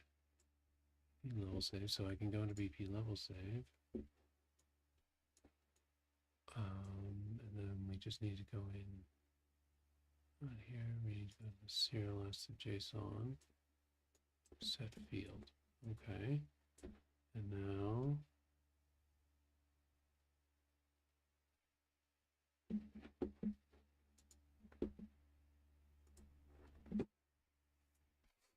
we're going to take pieces to load and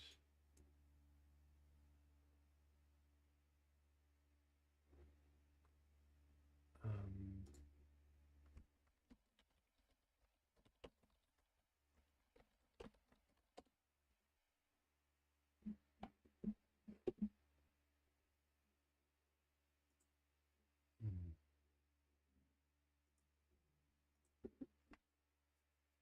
let's see, so pieces to load.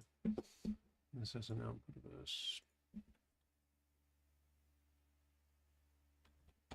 No, it's not set up for this. What do we got here? We got a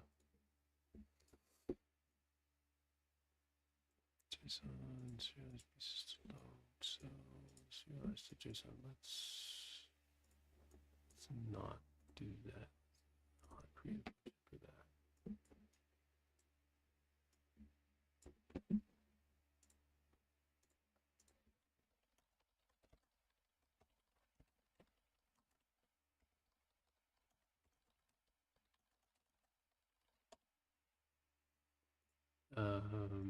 Yeah. Let's see here. And so we take BP save piece. We're going to do a for each loop.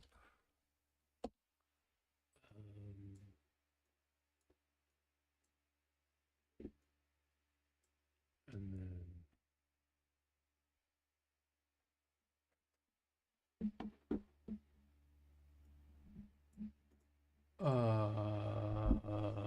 x times 3.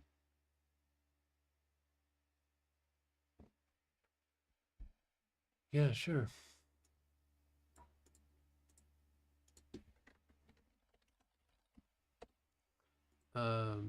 Let's see here. Simultaneous equations. X over 4. Well, okay. Let me take this into my. Am I doing your homework? I know I'm kind of a ringer for doing your homework, but that just isn't fair. If you want me to do your homework, I guess I can, but no. This isn't going to be Paint 3D. This is actually really easy because all you need to do is substitution here. So you divide this by 3. You got x equals 20y, y times 3y. And then you substitute here. So you've got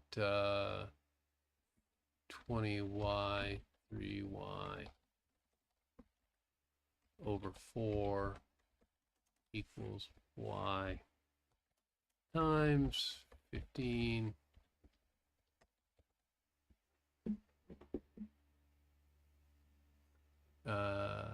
Okay. Well then let me yeah. And then we do so 5y, y times 3y equals y times 15. So that means 3y squared equals 3y.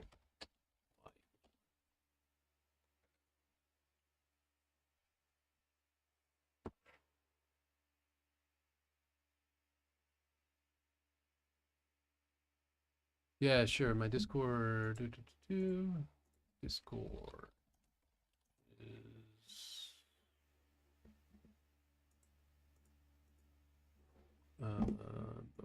let's go back to Obsidian.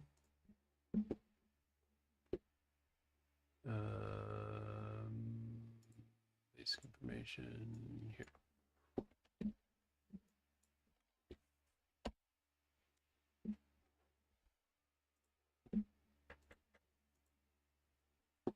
Yeah.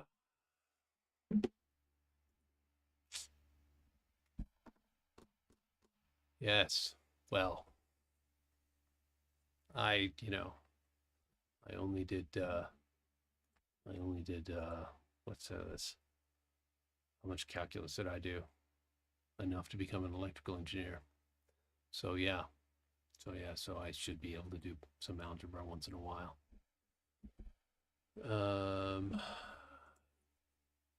Okay, so loop body, this is on completion. Break this link, move this down.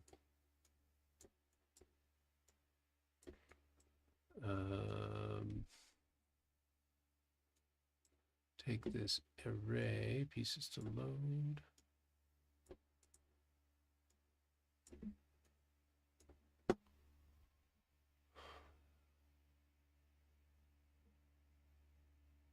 I guess it is basic math. What I used to do, what I am trained to do. I've never actually done it for a living. It's funny. I went to school and I spent 5 years studying electrical engineering, and I graduated. And I talked to an engineering firm, and I was like, "Well, this is what I'm currently making." And they looked at me and they were like, "Well, that's about twice what we pay our engineers." Um, yeah, and I had student loans, man. Um, and so that was, that was kind of the end of that one. Um, yeah, yeah,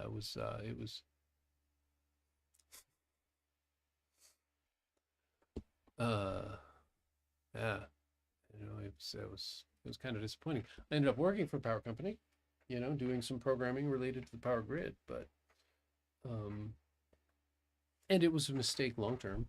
I mean, if I had stuck with it, I guess I might have. Anyway, yeah. I might have a different life, but I don't. This is all right. Um, let's see here. So what we are going to do is JSON to write.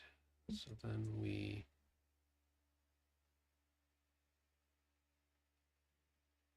oh yeah, that's a good point. I did never find X. I just was like, this is Y. Go do some X yourself. My bad. It's a simultaneous equation. So X over 4 equals Y times 15. So X is 60.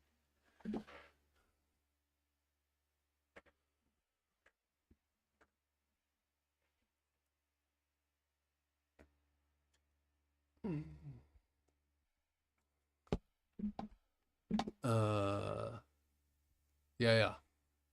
Well, I mean, you found somebody to do your homework for you. You're done, right?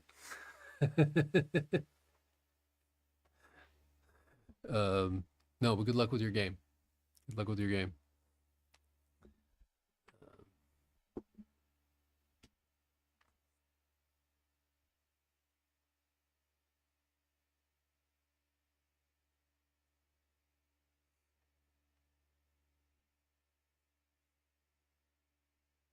You should be able to do that, Sebastian, by the way.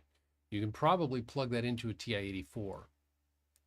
Um, you can just take those equations as they were and plug them into a TI-84.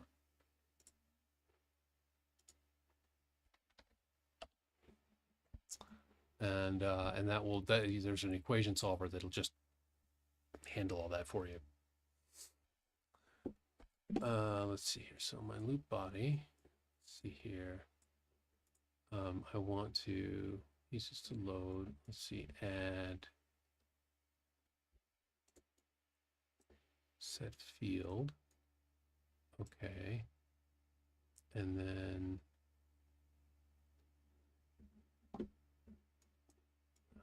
set field. And then let's see here. So this is the pieces field. Saved pieces. Let's see here, and then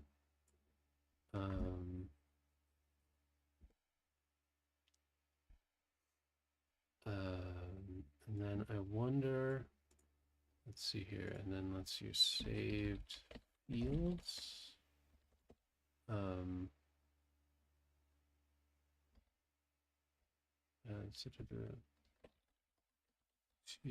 Yeah. Pieces to save. And then current save piece. All right. And then what we want to do is take array element and we want to say set field. Let's see here. And then we want to take current save piece, set search, current save piece. And then we want to create JSON, make JSON object wrapper. Is that a JSON object wrapper? No, well, I just want a JSON object make. Okay, so that's a JSON object wrapper. Great. And then we want to set current save piece, and then we want to take array elements, get transform. No. Get save transform. Let's see here. Get save transform, and then get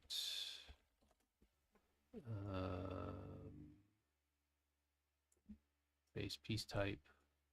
Ooh. Oh. Okay, let's try that. Okay, we'll try that, and then if that doesn't work, then I'll need to do something for that. I'll need to do reflection of some kind, and then I want to create an array, and let's see here, and then let's set field, and then set field. Save transform as a value, field name is transform, and then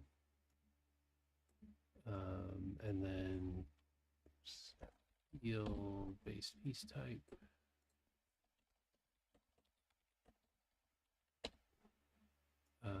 Pink, and this goes here, and then we want to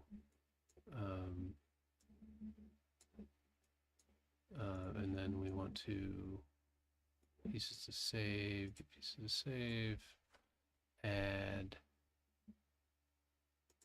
item to this array. No, that's not what I want.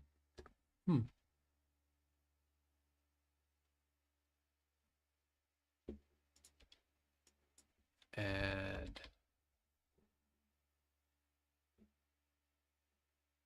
okay, so this is an array.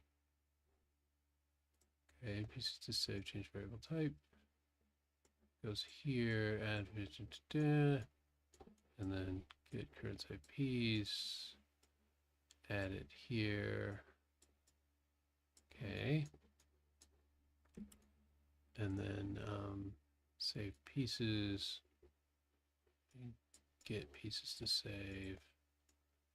Can we do this? And then set field of save game to write, save pieces. All right, well, you have a good one too.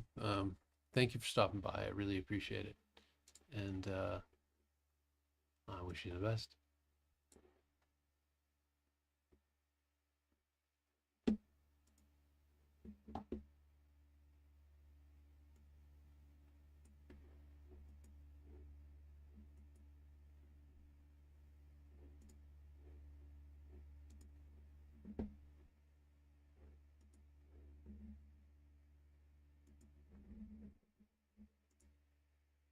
Yeah, I'm looking at Discord.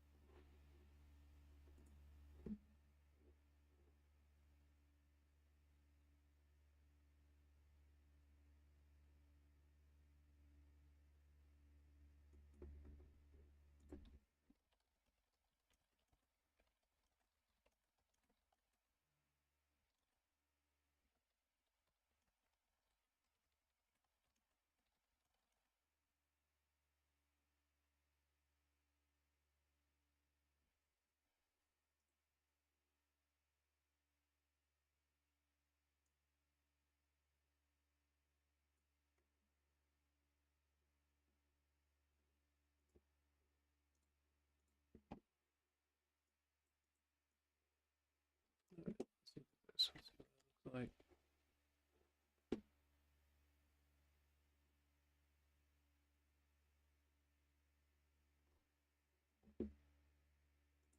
Let's see this.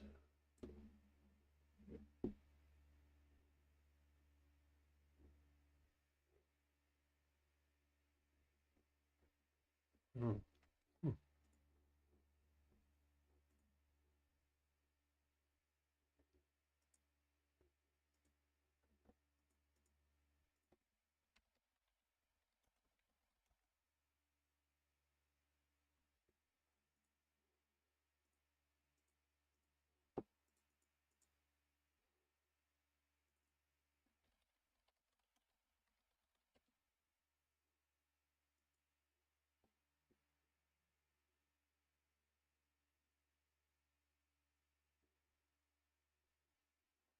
Hmm.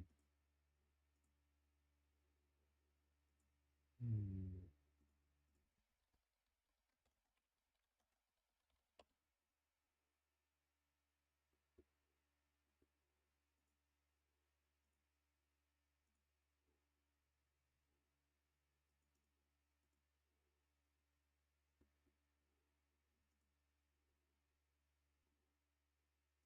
Hmm. Hmm. Hmm. I'm looking through it.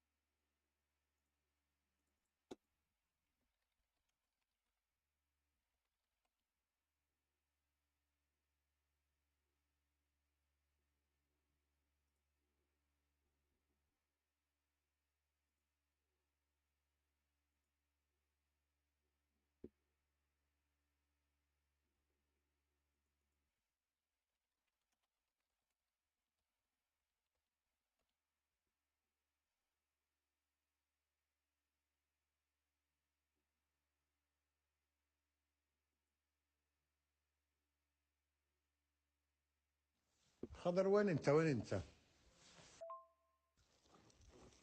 في جهنم في جهنم انا شو بدك يا سمير؟ تطلعش علي بالعالي، وديت الحداد الحمايه تبعت شباك الخرابه، والحين بتصل علي زعلان ومعصب منك. شو That's a bit مسوي؟ odd.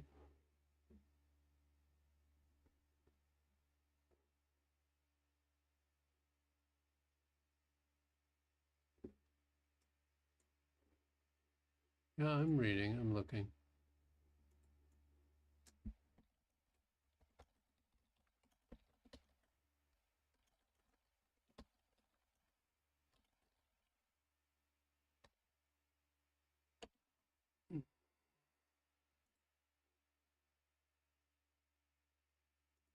Zone red.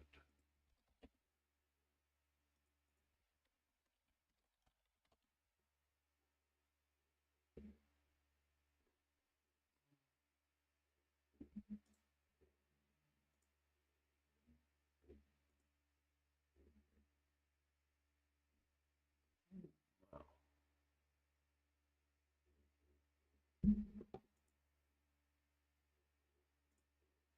Mhm.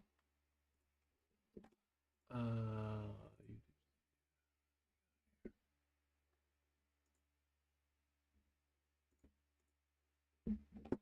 yeah. I'm looking at this. I can't go through all of this right now. I'm sorry.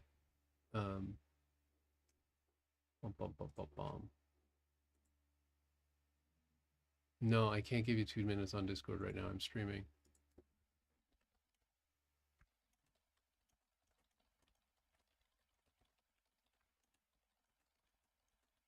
Yeah.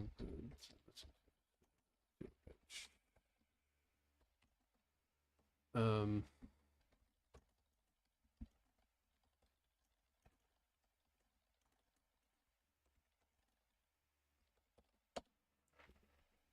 okay. Yeah, maybe after the stream. Um, yeah, I'm trying to get something done here. But yeah, after the stream, I'll send you a message.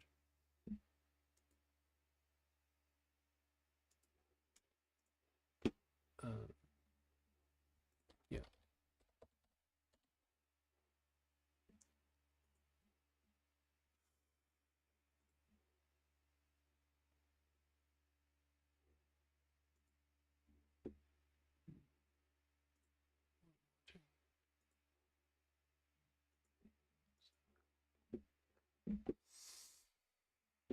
All right.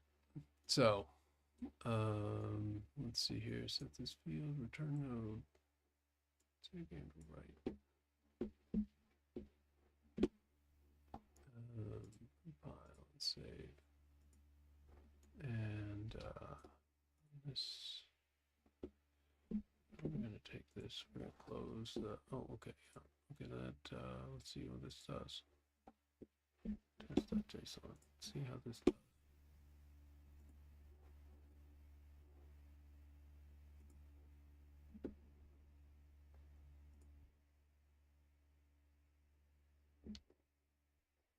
Base piece type. Game pieces player. Okay, so the piece type I'm going to I am going to need to I'm going to want to do this on a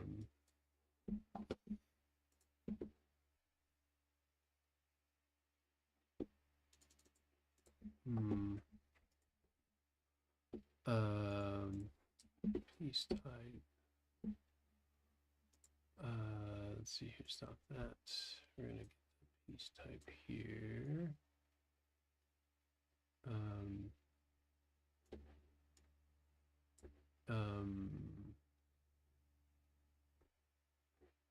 Save current piece setup. TMP pieces to save. Okay, and then this.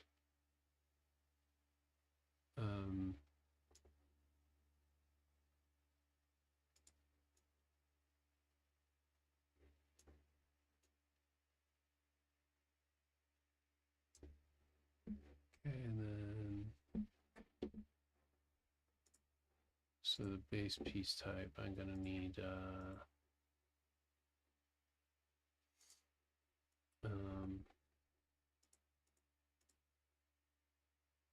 game pieces, base piece,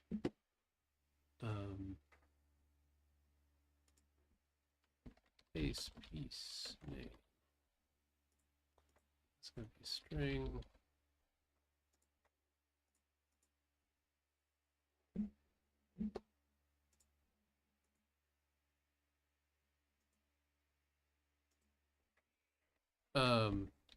It's in the middle.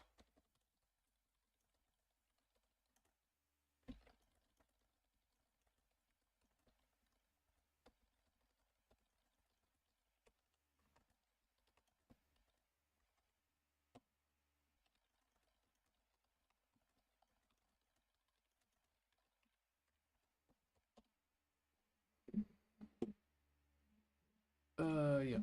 Okay.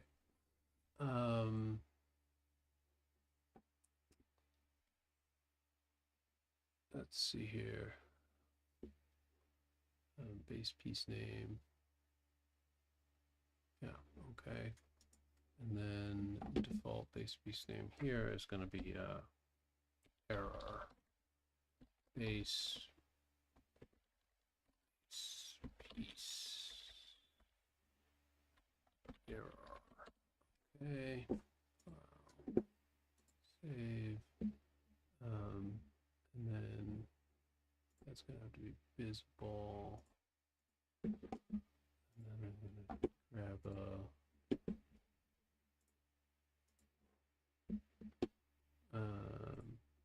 game pieces. This is going to need a base piece name. Where is it?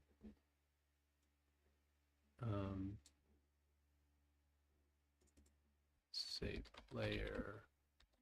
Oh, player owned.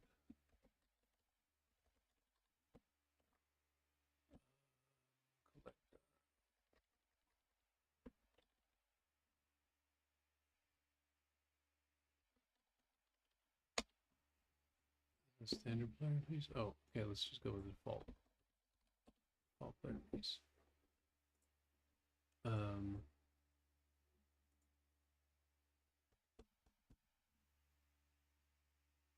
I still need a I still need an enum.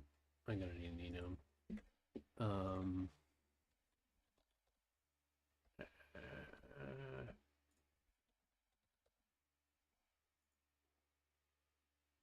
piece types.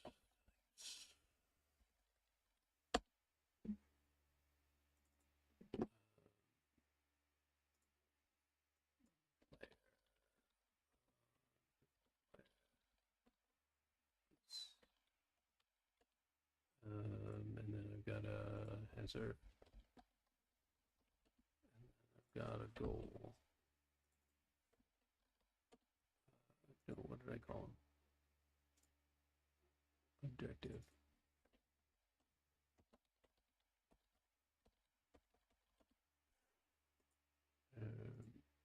Okay, let's just go with BP underscore. Let's keep it consistent as much as I can. BP hazard, BP player on piece.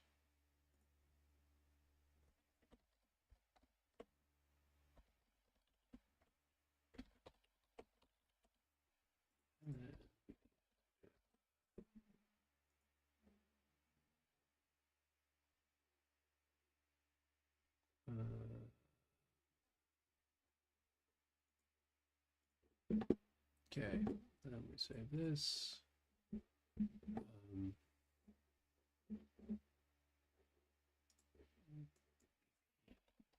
Big object.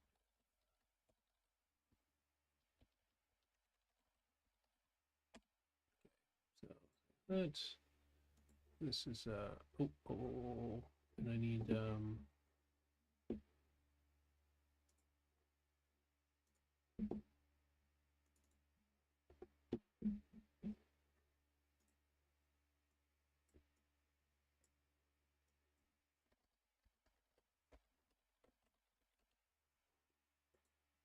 base piece, right? Okay, so this becomes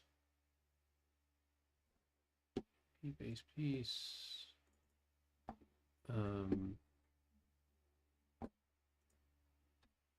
Piece types.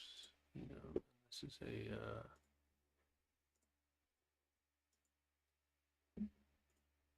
base piece. And we got a and this is a PP iron piece.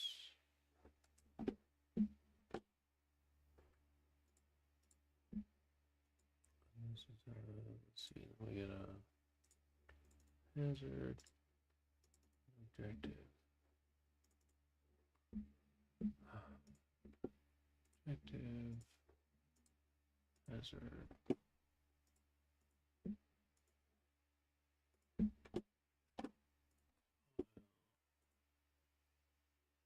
Yeah. Let's see here. Uh-oh. Okay. Let's see here. Create save game object. Piece load save. So save current piece setup. Okay, this is not what I'm looking for. PP level save. Yeah. Okay. And then this.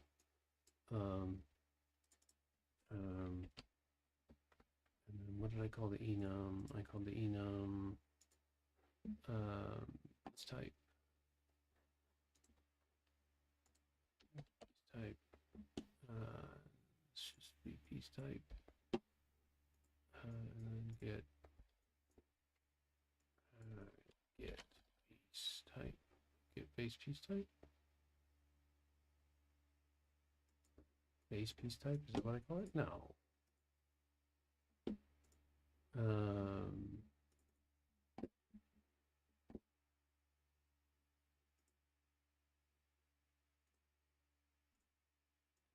Piece type.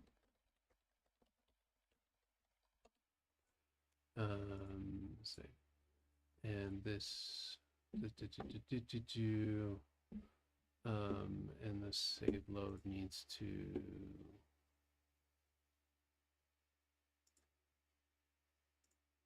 BP save piece needs a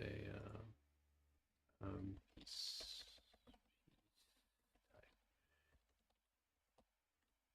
type, and that's going to be a piece type, and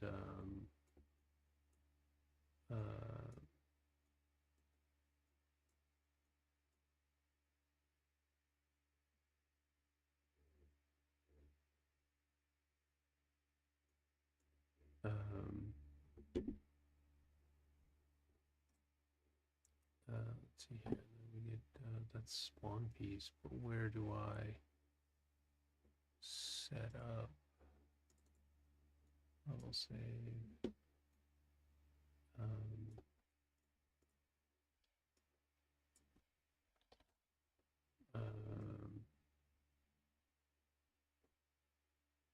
Okay, piece type.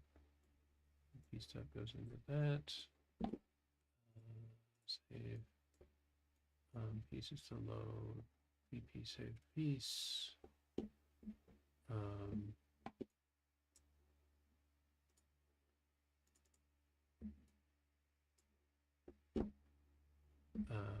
Where is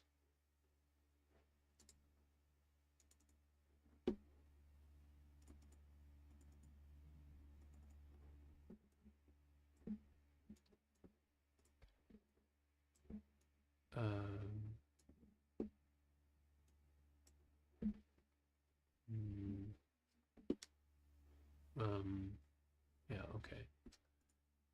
Let's save all and saved piece object references, but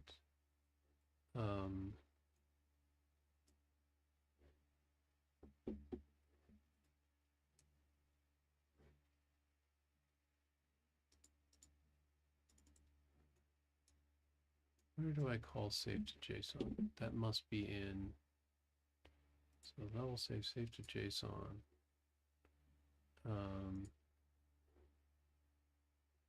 Save load piece manager, yeah, okay.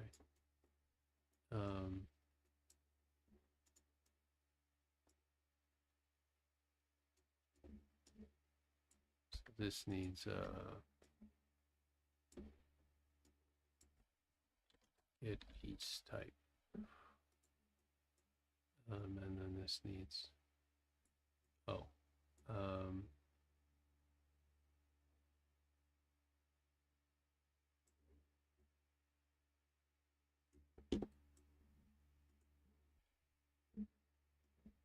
set piece type. Yeah, okay. And then this goes in here. And then this goes get type. Okay, so this should work, and I will be with you in a second. File, save all.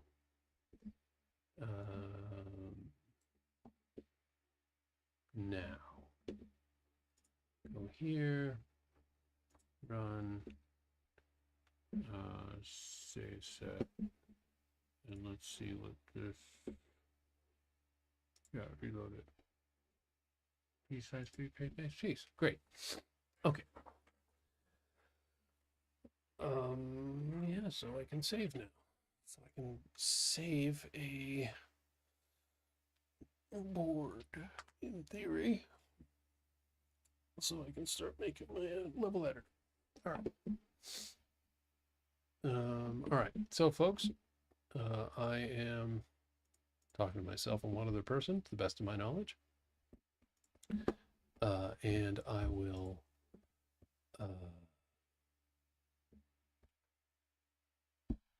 see everybody else later, or try this again tomorrow. Just keep streaming.